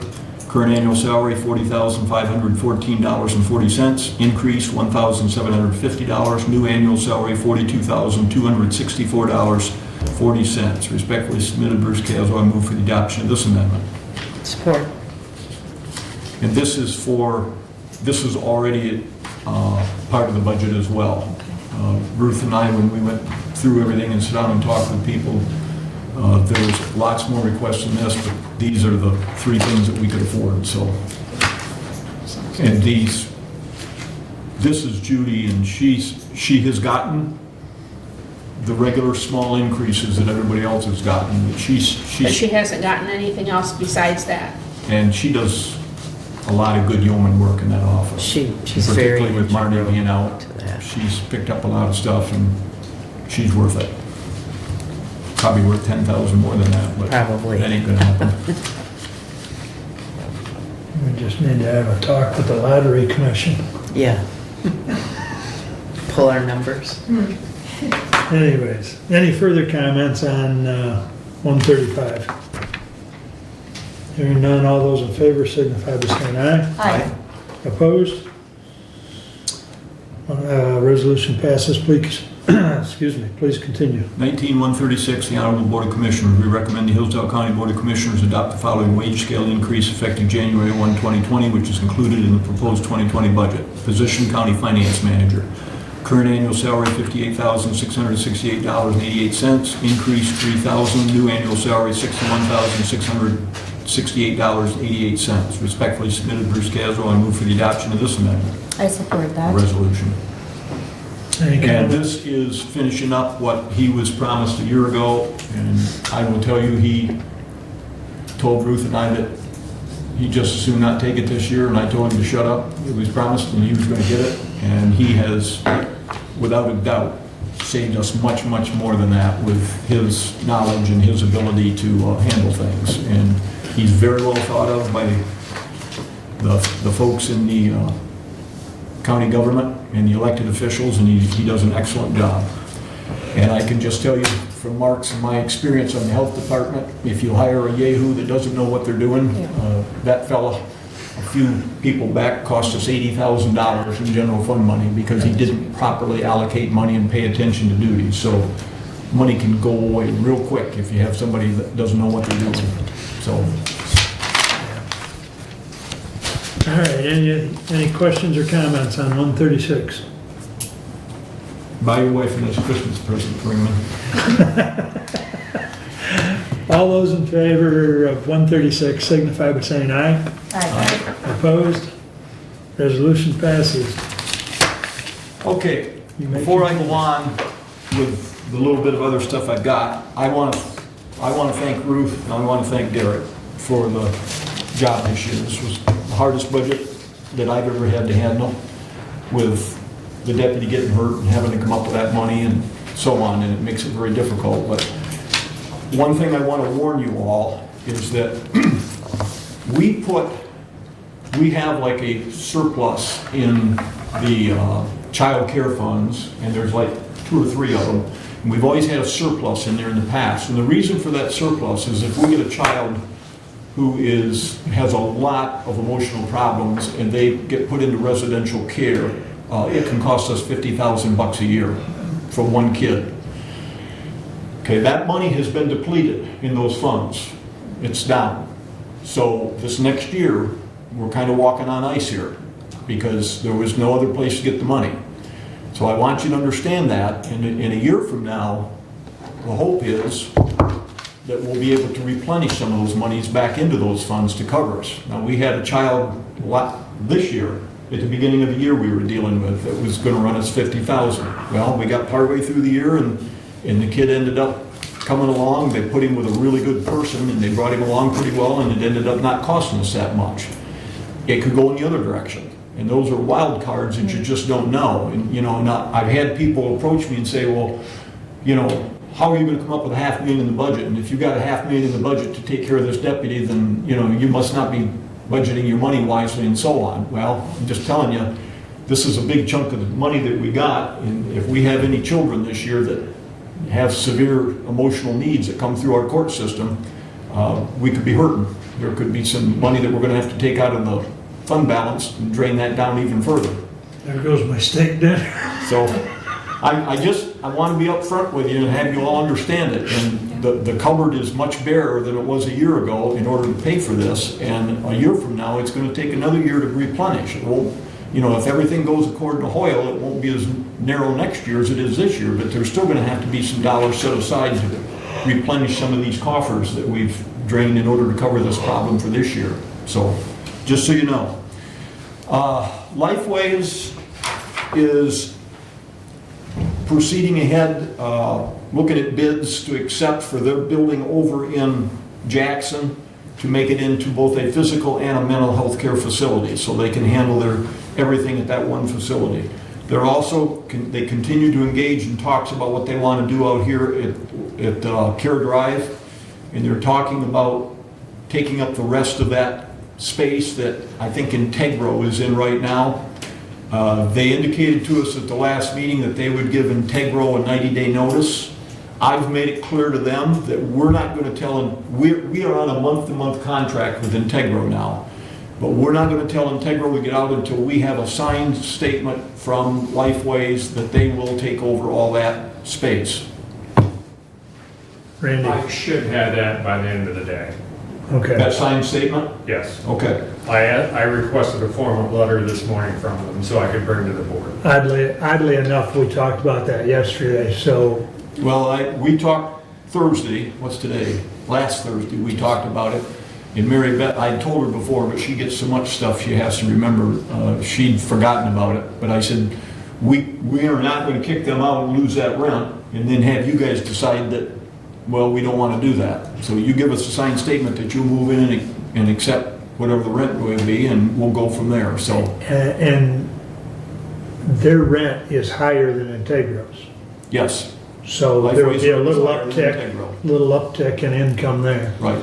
And she felt it was fair to give Integro a 90-day lead time, which I think was right, and she said she would do that. So whatever you get from them, I'm assuming 3 months from now, they'll move in and start picking all that up. But then we'll have a facility here in Hillsdale where the mentally impaired, the mentally ill can go to one facility and get both their physical and healthcare needs met. And That's good. Commissioner, a lot of the psychotropic and psychotic drugs that these people take cause a lot of issues. One of them is diabetes. Yeah. And so they need a lot of care in that regard, and being able to go to one place That's right. will be helpful to It'd be them. nice to have it in Hillsdale County. That's good. Okay. The next thing is we now have a vision. You remember Senator Shirkey wanted to eliminate the public health system for mental health, and he wanted to privatize everything, okay? I disagreed with that, knowing the mental health system and all that was involved. The governor disagreed with it, and that died. But nothing dies in Lansing. So the director of MDHS, which was appointed by Governor Whitmer, has come out with a new approach. And the new approach is basically 4 approaches, and those 4 approaches cannot possibly all work at the same time in our state. There's going to be so much discombobulation. The belief is, not my belief, but the belief is people much smarter than I am, is that these 4 things will be put in place, and then rules and regulations will be issued in such a way to kind of squeeze off the life in various things, and they'll be left with the one that they really want. It'll take 4 or 5 years, but that's how politics works. And I think, from what I'm seeing, that the governor is buying into this. What they want is the mentally ill and the physically ill to all be taken care of in the same place, which is what Lifeways is doing with us. They want that across the state. And there's quite a few CMHs that are not as forward-looking as Mary Beth has been in Lifeways, and they're kind of fighting us a little bit. So, if you stay on this board long enough, you may very well see 4 or 5 years down the road that the public health system as we know it goes away. On the other hand, you might see the CMHs finally get their act together and all start offering both physical and mental help to people when they come in. So, time will tell. We got back the pension analysis from, who is it? Watkins Ross. What was it? Watkins Ross. Yeah, Watkins Ross. And I think you all got that. I don't have a fancy copy. Derek wouldn't give me one. I just have a printout, okay? He said that's good enough for you, Caswell. But are we going to have them come down? Julie, do you have the other ones? Those were for Ruth and Namrata. Oh, And okay. myself, because Derek I don't said have Bruce one. had it. Yes, I gave you one this morning. Okay. It's Now, are you this. going to have these guys come Oh, down yes, and yes. explain this Thank to you. us? And I think us we're gonna maybe ask have to. questions? Yeah, I think that'd be good. What meeting will that be? Any idea? Well, how about, The next meeting? No, next not- meeting's, not the there's next too much end of the year Too stuff. much? So you want to reach, could you reach out to them, Derek, and see if they can come down the first? Yeah, I already talked to one of the guys and said that, the board would probably request that at some point. So, Yeah, if you guys have any dates in mind, I can run it by them, or I can just, yeah, the first meeting, Not the first one, that's your organization. oh yeah, not the first meeting, but the First regular meeting. first regular meeting in January. I'll have those schedules It's the emailed out 14th. to you, yeah. What'd you say, Julie? It's the 14th of January, 14th the of second January. Tuesday. Yeah. So the 2 choices would be the 14th or 28th, because we really need to see them in January. okay. Okay, thank you. Now, I want to take you to page 15. I'm not going to go through all this and bore you to death and so on and so forth. But I want to take you to page 15 in your booklet. And what you see here is kind of a nice snapshot of what happens depending upon which of the 4 proposals we end up adopting. Okay? And you can see the one at the top, at the very top, and this is over, if you notice, the next, 30, 40 years, over the next 40 years. The one at the top, that top line, is if we just stay the way we are. You can see costs just keep going up and up and up and up. Okay? The next one right underneath that, the green dots, is if we take a second plan. Okay? The other two you can see after about 2044, 2040, you can see that the costs start going down. Those are those two plans. Okay?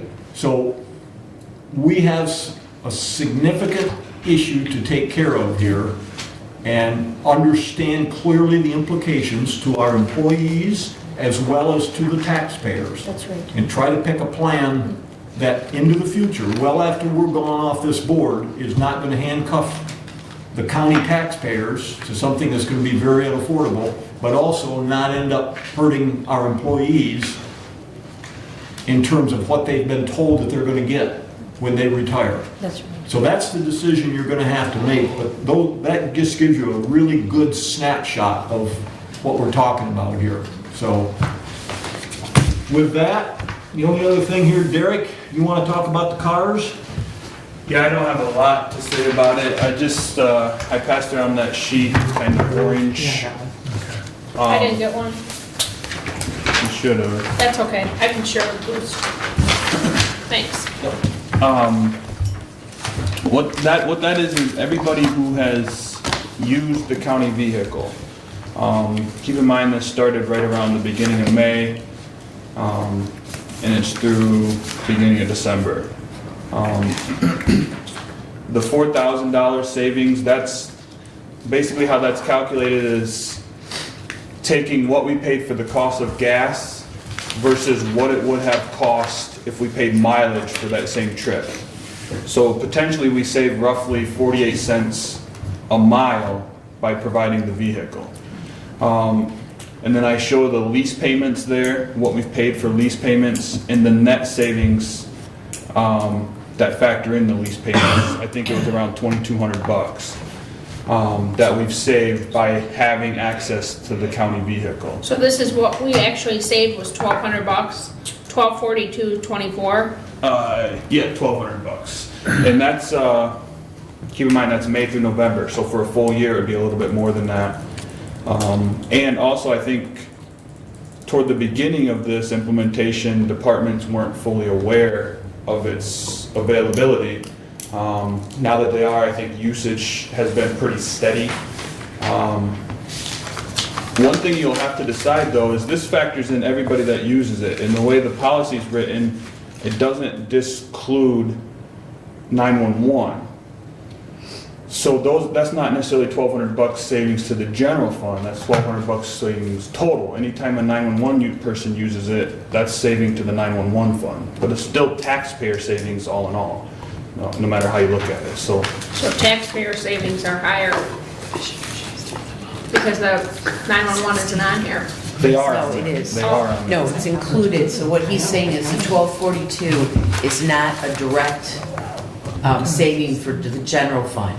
It's a little bit less than that Okay. because you can see Tracy Peter use the car several times. and Okay. There's other people, you know. So if you wanted to make that strictly a general fund use, you would have to update the policy to say that, I guess is what I'm saying. We talked about this before. I think we should. 911 isn't part of the general fund. It's its own separate funding mechanism, but there might be political considerations that other people want to take into account. But I think if they're using it, then somebody else can't use it, then that costs us money. And they're their own budget, so I don't think they should be included in it.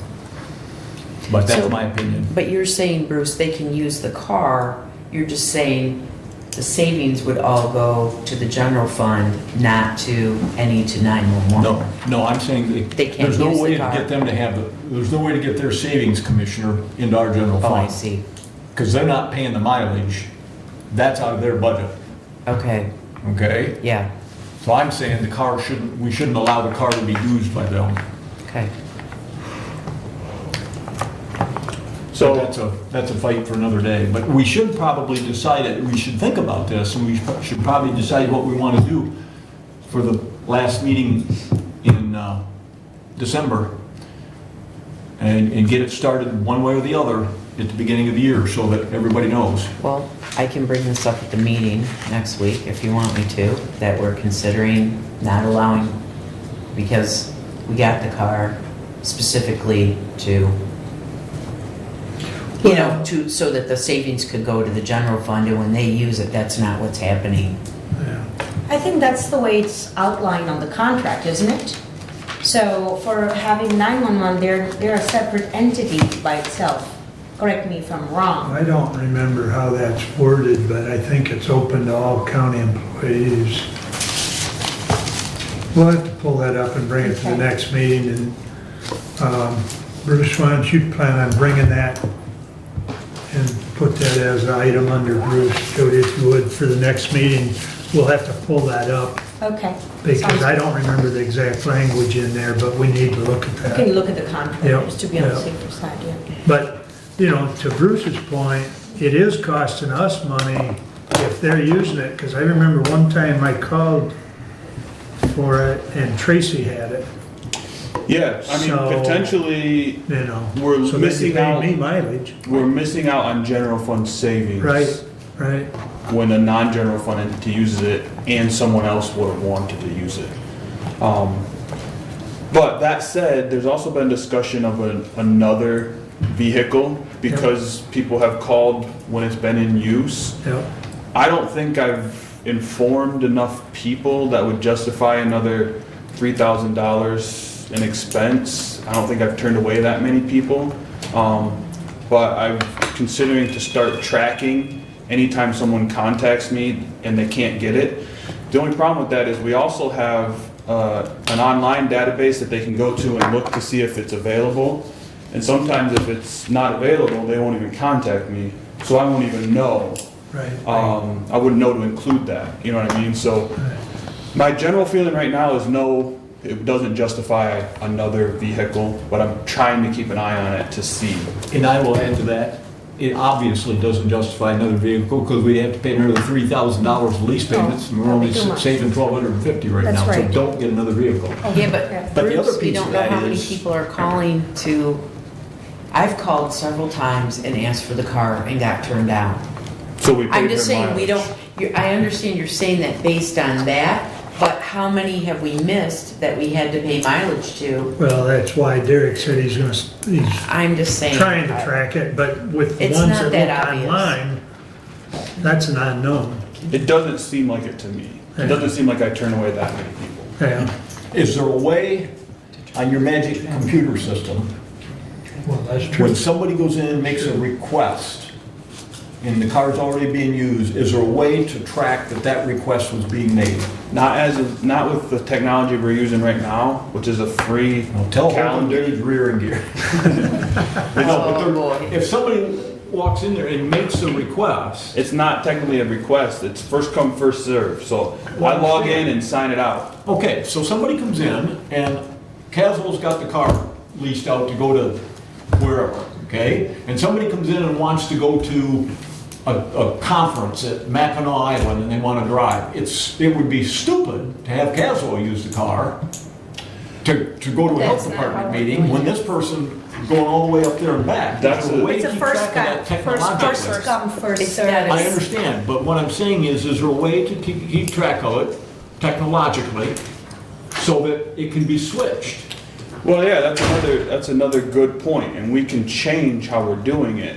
But I don't Which think. that causes I- way I more don't work think- for Derek. Yeah, but that's also not really a fair way to do it, because if I've contacted Derek ahead of time and I've got the car, I'm not gonna feel real good when Derek calls me back, you know, a couple weeks later and says, well, now I'm Right taking it away before. from you because someone else needs to drive it farther away.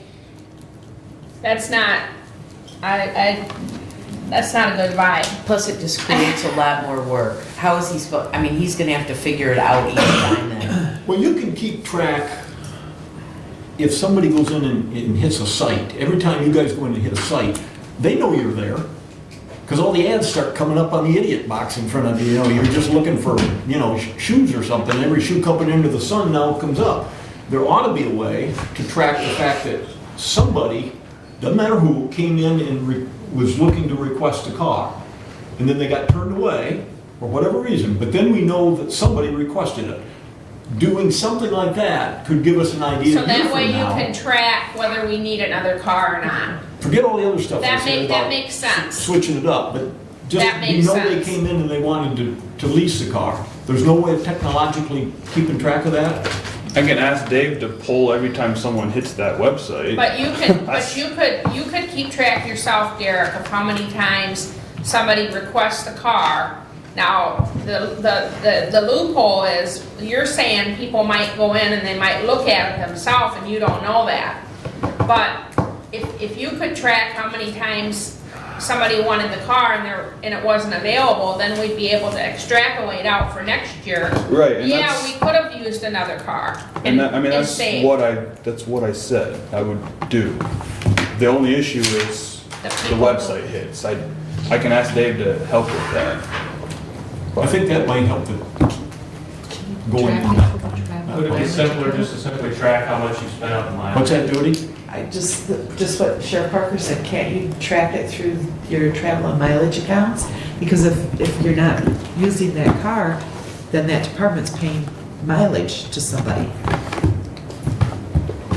That would be a way you can look back and say, oh, Jody couldn't get the car on this day, so she had to take her own, and we paid her this much money in mileage. And that would, I mean, because all that does come through the account system, right? Well, if I don't get the car, I don't charge mileage anyway. And I know there's other people that do that. I mean, Camera? there's a- It doesn't really work for the treasurer's office because we make daily runs to bank. All right, So whatever.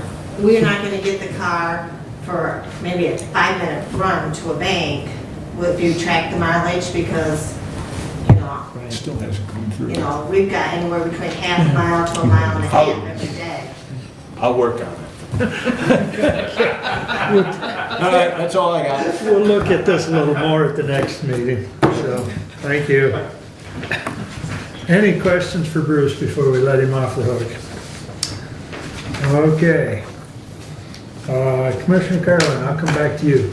Yes, thanks. Oh, just one now, just to reverse back, just one thing for Derek would be, if he could just go through the contract to see if the county employees and also the 911 are a part, because they are a different entity, but yet county employees. So if that is something that we could check, that would probably simplify a little more. Just a thought. All right, just to complete my report, which I am done with the morgue update, and so moving forward really quickly, nothing much. Reports from the Sheriff Department. According to the November 2019 activity report, jail staff served 5,625 inmate meals during that month. Law enforcement calls for service were 409 for emergency and 485 for non-emergency calls, totaling 894 calls for service.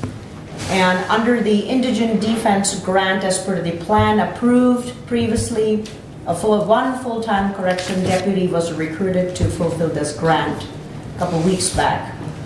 With that, I would request Sheriff to conclude any other missed reports to the Board of Commissioners if there are any. Okay, nothing more, thank you. All right, thank you. And last but not the least, I had been to the Pittsburgh Township yesterday as just a part of my Judiciary Committee reports, and like I mentioned earlier, Commissioner Brown had announced about the Board of Directors Perennial Park, so I shared it with them, gave them some copies, and they were very keen on it. I'm pretty sure somebody from that group would definitely be interested. And so, and there were some other groups in the audience as well, so we might take some keen interest on that. A couple of things on the Pittsburgh Township. Resolution to pass poverty guidelines for 2020 was addressed. And resolution to allow residents to appeal in writing to the Board of Appeals was also readdressed. The township, Pittsburgh Township, is a very small township, as you all may know, so the use of internet is very minimal. But they now have started to work on where they have voters that they can register and become a voter online through the state of Michigan, and all that would be accepted as well. And they have given a description as to how to go about it. So that is one thing that was taken into consideration, even though they have minimal internet transitions or even email reciprocations. So It's just pick up the phone and talk with this township. And a couple of the township officials had gone for the county MTA meeting, which was held about a couple of weeks back, or last week if I may. And the Clarkson Walton attended it, and she did give a couple of information in response to that. And she talked about a form titled Attestation 2C, Confirmation of Section 6 Compliance. It says, do not fill it on this form and or sign it. So the township board, basically the Pittsford Township Board, voted not to allow recreational facility licenses. Any action taken on this form would not conform on that action. So that was something that was talked a little bit about. And the second topic was also addressed at the Pittsburgh Township was the growing of hemp, which is a marijuana plant, but genetically has a THS level below 0.3%. And growers of hemp must obtain a license and be tested yearly to assure that cross-pollination has not caused the THC level to rise above the 0.3%. So these are a couple of updates from the township. So with that, I conclude mine. Thanks. I was at the MTA meeting. Mhm. I was the only commissioner there that night, which is very unusual. That hasn't happened, and usually there's more of us there. It's just unusual that night. There was an attorney there from the MTA, a lady that talked for about an hour on marijuana. Catherine or Catherine, something. yes. She talked about an hour on marijuana. There was about 20 people, 20 there. It was at the Hillsdale Township Hall. Now, there's no meeting in January. There's no MTA meeting in January. So the next one will be in February. Okay. They was gonna have one in January, but they said that everybody was gonna be too busy watching bowl games or at bowl games, so they decided to cancel it. Yeah, I understand that. Okay. So, in the last couple meetings, we had quite a bit of comment, not only by Commissioner Carlin, but by citizens on the Wheatland Township Windmill thing? windmill thing. So, Mr. Chris Pollard. Thank you. He came up and talked to me. I gave him my phone number. He said he was going to contact me. He never did. I contacted Mac, and I forwarded you the email just a few minutes ago. Okay. Because Derek just got just back to received me it. a few minutes ago. Yes. But basically, for everybody's, what I wrote to him was that what authority does Hillsdale County Board of Commissioners have? I told him that we do not have countywide zoning, that there's only, I think, 3 or 4 townships that have zoning that I'm aware of. There might be more, but, Somerset has, Somerset. okay. But the bottom line was, Derek had sent me some other references, which are at the bottom of that email that I sent to you. But a lot of it deals with countywide zoning, which we don't have, or countywide, That's right. wind farm zoning ordinance.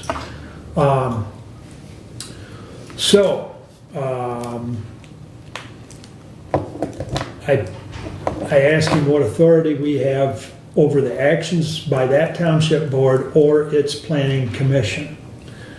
He turned it over to our friends, Cole Stoker,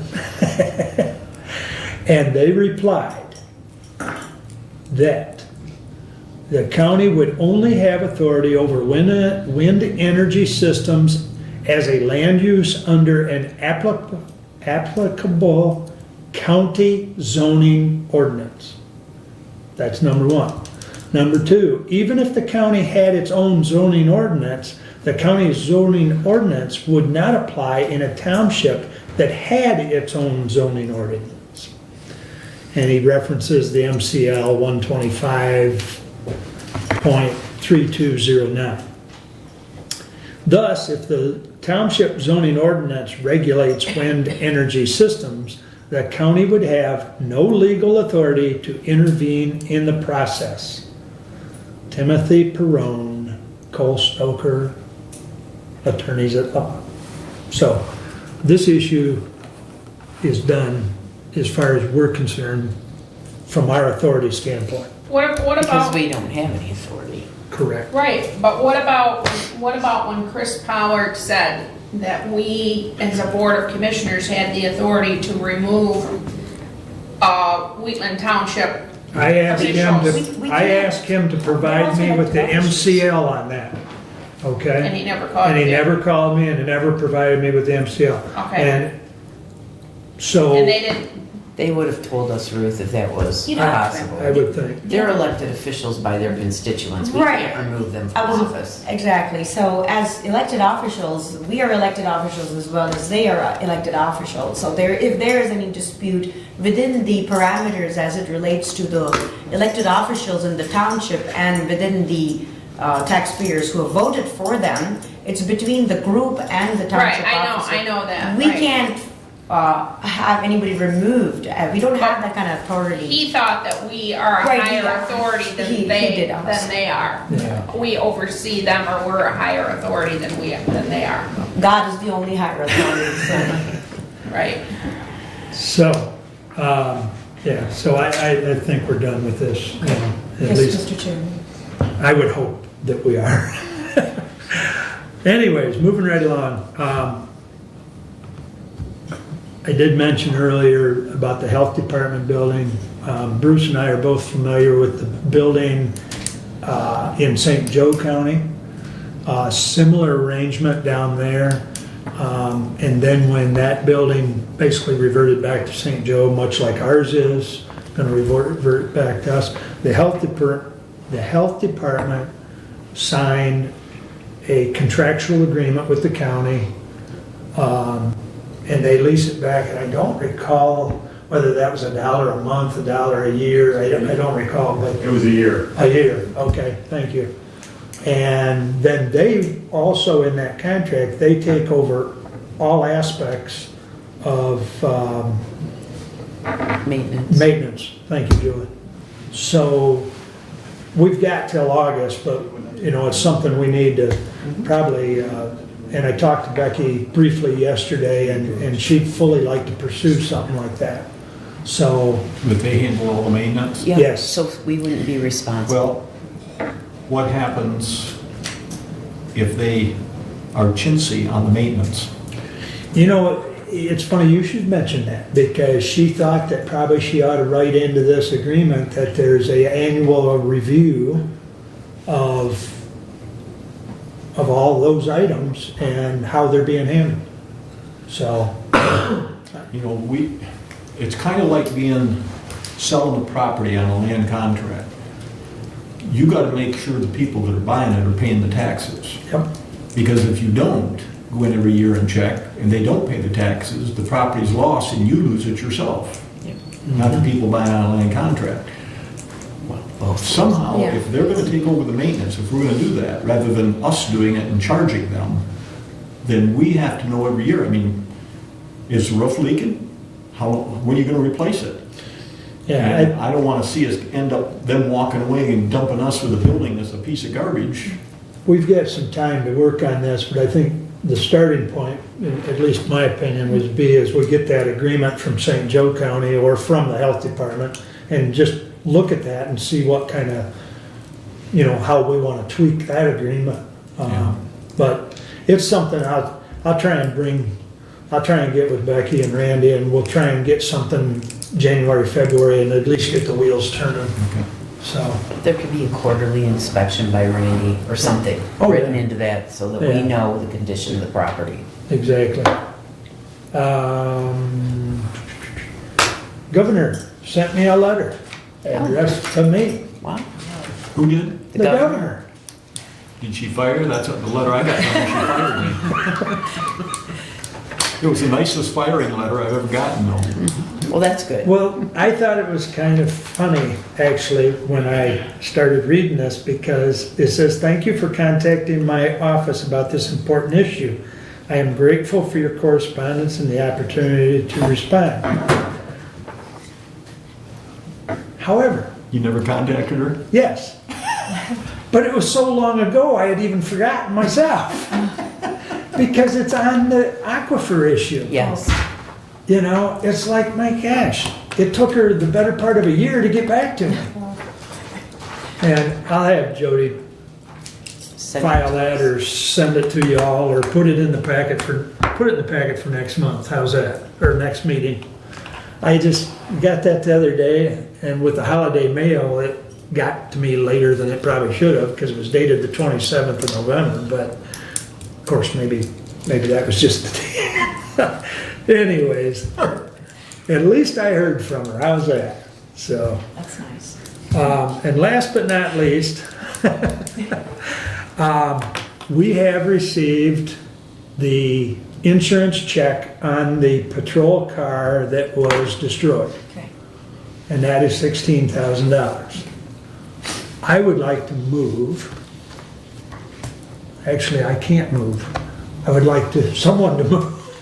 I can't make a motion as chairman, but I would like to make you all aware that the $16,000 has come back and it was received. I would like to see the sheriff be able to take that $16,000 and at least attempt to replace that car. We did this earlier in the year with a $10,000 check, and he was able to pick up a used patrol car, I believe, out of Lenawee County. So moved. Well, you want to support that, and then we'll discuss it? good. That's fine. Okay, thank you. Now we can discuss. Well, Derek, that 16,000, first of all, has to go into a revenue account. It has. It has gone into a revenue account, okay? And the 16,000, back when all this happened, didn't we discuss about what we were gonna do? Do you remember that? Or am I making things up? I remember another incident where we got a car from Adrian, from Yeah. a different vehicle crash. Okay. I don't remember talking about this one. So do we need to replace that vehicle Sure. with what we've been buying. It would be helpful in the fleet if we're able to find a used one similar to what we did. And then But do we have the same amount of vehicles for the road? we're going to that we had at the beginning we're of going the to be year? shortened down, and right now we're surviving because we're getting ready to put these two newer ones back on, and we're not immediately getting rid of some of the other ones as quickly as what we did in previous years. Every year you allocate 2 vehicles to us, and then we try to go through the fleet and see what 2 vehicles we take out to replace them. We haven't done that because of this loss and because of the high mileage, so we haven't made an immediate assessment to get rid of 2 vehicles. So it's a good gesture. It's just questionable whether I can find something that is reasonable to do so. And I would be happy to have the opportunity. So, all right, you lost me completely. If we give you this money to buy another car, you're gonna have one more vehicle in your fleet than you had back at the beginning of the year. Is that correct or incorrect? No, because this vehicle's been taken out. This vehicle was one that was totaled and it's gone. So right now I'm short that vehicle. So you will not have an extra vehicle if we give you permission to do this? Right, that's Okay. true. Well, my second question would be, rather than going out and looking for a potential used vehicle, what would it cost to lease a brand-new vehicle from Enterprise? I want to say it was 10 grand a year. 10 grand a year. That includes getting it outfitted. But the problem with leasing the police vehicles is when the lease runs up, we've sunk 10 grand into getting it radioed and Customizing equipment. it. Right. And then technically, we don't own the vehicle at the end of Right, it. but they sell it, and we get a portion of that back. Probably most of those law enforcement leases, that equipment would come back off of a lot of that, wouldn't We it? could Because our radios, we'd be Oh, you could reusing those reuse it. radios and types of things. Reuse it, is that right? You could reuse Yes, them. Okay. depending upon model years, you know, inside Okay. there's cages. So if the board, It's let me just make this statement, Commissioner, if I will. If the board has been leaning toward or inclining to making a change in those vehicle purchases, and we've talked about that and how we're paying more interest rate than we've ever done before, this may be an appropriate time to see if we could do that, take that 16,000, put it toward a vehicle lease, get us started with that program, because as I had mentioned once before to one of the previous board members, if you're interested in doing this, I know that this board is not going to come to me and say, Sheriff, you currently have 15 vehicles, I'm going to have 15 new ones next month in the lease program. We can't just swap everything over. It's going to take a period of time to transition. And if the board is inclined to make a move in something different, then I would encourage you to, let's put that money toward a vehicle lease, let's see how that goes, put it in the patrol systems and get it outfitted and good to go. I think it's a good time to do it. And that would be a great move.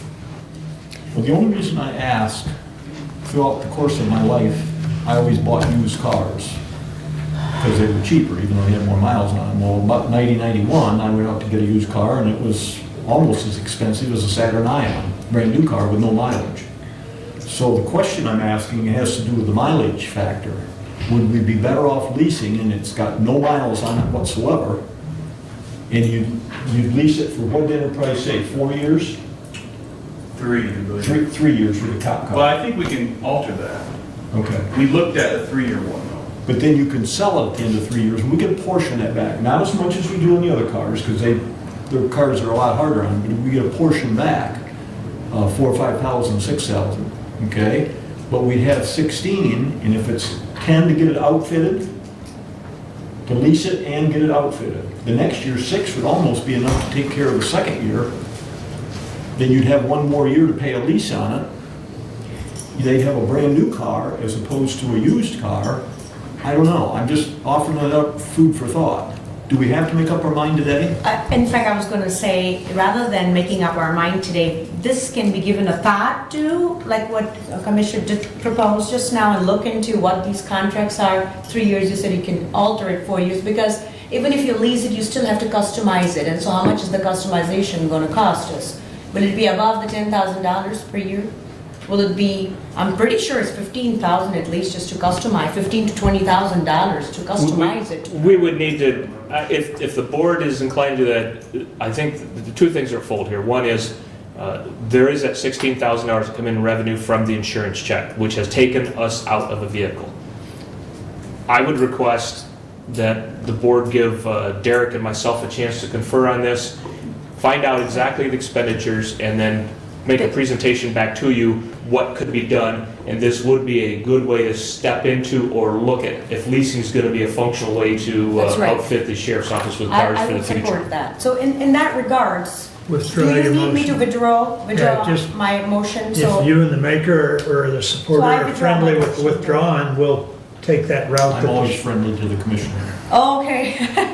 So I am withdrawing my motion just for the record. Okay. But if they decide to go to lease, Sheriff, you're okay with that to try it on a trial basis and see what? Absolutely, this is the time to do it. First, get the information all. It might be a good way to You know, check before we make everything a- out and see whether or not Enterprise is telling us the truth.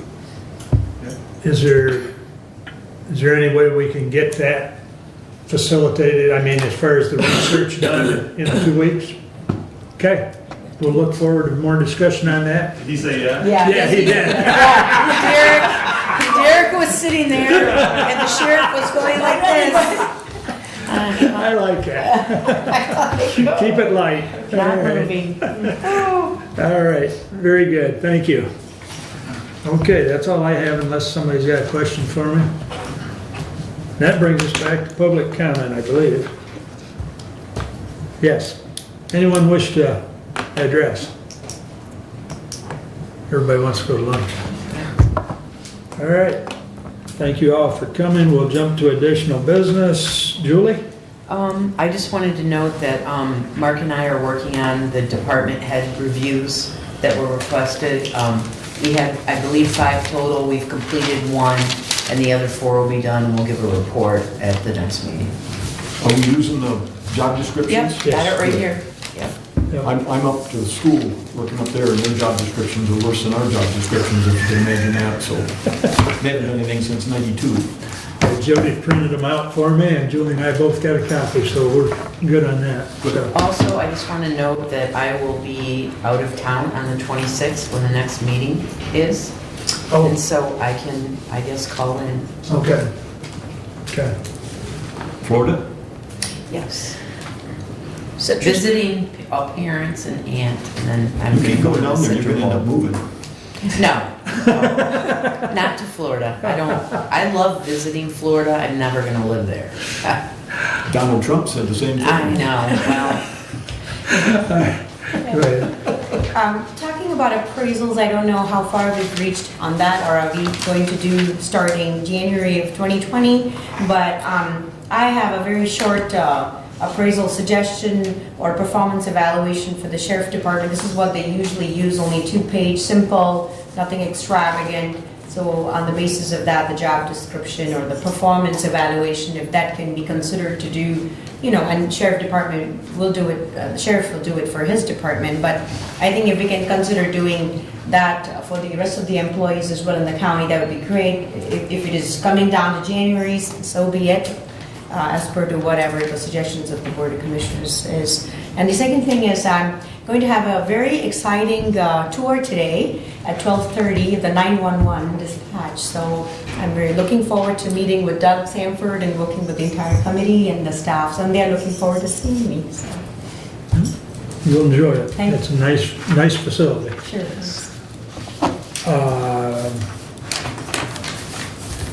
Whenever we get the meeting, and I guess I'm directing this comment to Bruce, whenever we get the meeting set up with Watkins, probably the next meeting, we probably should have the MERS folks down because they were working on some stuff for us as well. And then after that, we can Having have, on the same time, they watch them fight. I'm okay with that too, but I try. You might have to bring your referee suit then, but. keep the whistle. MERS comes out, I'll turn my hearing aids on. Okay. Ruth, Oh, sir, can't follow that up, huh? no. Anything additional, Bruce? Sure. Yep. The dentist thing. Are you taking people to the dental clinic now or not? Do you know? Right now, no. Why? Nobody needs to go to the dentist right this minute. We recontacted them, and then we actually physically took a bill from the dentist who we were using, Well, and they said that they could beat that, so the plan is, right now, future dentists will go there, and we'll see how the billing comes out. okay. But But the the- reason I asked was Carl was up here last week, and he said something about that it was just as expensive as a regular dentist. Well, he said that, and I questioned it with him again, and I went back to him, and I says, have we taken a bill to them specifically, and says, this is what we're at. And where he said that was, there was a comment, I think, made from you originally to me that I picked up that said they would offer to us the Medicare rate. And when he asked that question, they said, absolutely not. We can't give you Medicare rate for anything because they're not Medicare patients. So, long story short, we said, what is the rate for an exam and extraction? Okay. And then they gave us that, and it looks like it's gonna be about $50-$60 cheaper. So we did make arrangements. The very next dental visits we need to do, we'll go there. So to answer your question, in the long run, we are gonna make the change and see how that billing comes out. So thank you. Good, thank you. Sheriff, I'm sorry. before I let you get away, do you know if Carl heard back from Ernie? Because we had some discussion of where we were at on the dogs. He sent the numbers, Yep. I think, to you. And did you ever get those? No, I did not. Because he said he sent them to you, and I had it. I don't have it currently right on me. Okay, And they're right there, a little bit less than what they were last year.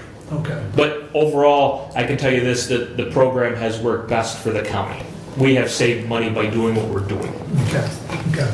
But I'll ensure that you get those numbers back one Yeah, more try time. sending them again or have him send them Yep, again. because he forwarded it on to me, and I looked at the numbers, and he said he communicated with you, and I think it was yesterday that he had done that. So okay. maybe it came via a text message to your phone from him? Just that's how I got it. Okay, It wasn't an email. All right? okay, thank you. Well, I attended 2 township meetings last night, and the second one I went to was down in Ransom. And they were hot about the whole sheriff's issue with the road patrol at night going away. And apparently they'd had a couple break-ins. They're not happy about it. They weren't happy about the fact that it was put out on the radio. That was the first thing they said.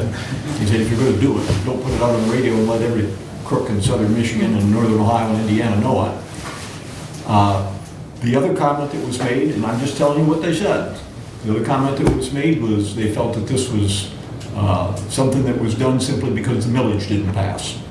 And so I'm telling you that there's a lot of animosity out there right now. People are pretty angry about what's going on. I explained to them what the sheriff had explained to us.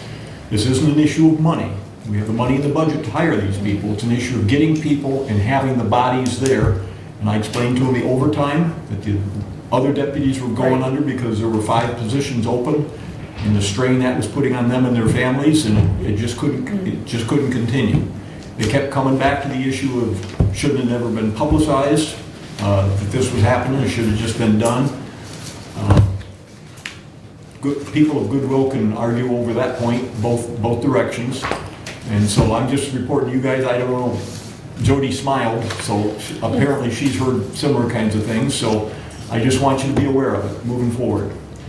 The other thing is, Ruth, you said something about the Pure Michigan Fund. Yes. For years, on the right-hand side of things, the Mackinac Center has railed against this, doesn't want it. I believe it's an inappropriate use of government money. It was not included in this compromise, and from what I understand, this compromise that was created was as far as the legislature would go in approving things that had been vetoed, and the rest of it is all going to depend upon whether or not the governor wants to give up her ability to use the administrative board to move money around within a budget, and she's not willing to do that. So there may very well be no other compromises coming, so that money may very well not be there. Just saying. So you know, it all hinges on whether or not she'll give up her power to move money through the administrative board. The House came up with some kind of a compromise with her that she could live with and they could live with, but the Senate, leadership in the Senate, Senator Shirkey wouldn't buy into whatever it was that they'd come up with. So that's where we're at right now with it, and I wouldn't expect probably to get any more, see any more of the rest of that money, but you never know. There's a little over 300 million that was agreed to in principle, Right. and the Senate did agree late last week to that 300 million. Right. But they're not gonna go any further until, like you indicated, they get something ironed out with the line item problem. But, yeah, stay tuned. And my final thing is, when are we meeting at the first of the year for the organization? It'll be meeting? January 2nd at 9. I'll get everything out to you, January 2nd at 9? January 2nd at 9. right here. And I'll get everything emailed out to you guys. for our listening public and for those in attendance, our next meeting will not be on a Tuesday. It'll be on Thursday, 26. Thursday, the 26th. 26? Yes. 26th Thursday. So we're not meeting on Christmas Eve, we're meeting the day after Christmas. Still 9 o'clock? Yes, sir. Is that one on January at 9 o'clock? Yep. Yes. And the meeting that Bruce is referring to is the organizational meeting, which is required by statute. And for those of you that are my friends, you'll be sorry to know that this will be my last year coming up as a county commissioner. For those of you who are my enemies, you'll be more than happy to know that I'm leaving and your life will be much happier. So with that, We're adjourned. Thank you all. I want to tell you all, because I'm not going to see you after Christmas. Merry Christmas. Merry Christmas. Merry Christmas to you, Jody. Merry Thank you very Christmas. much Thanks for everything, Jody.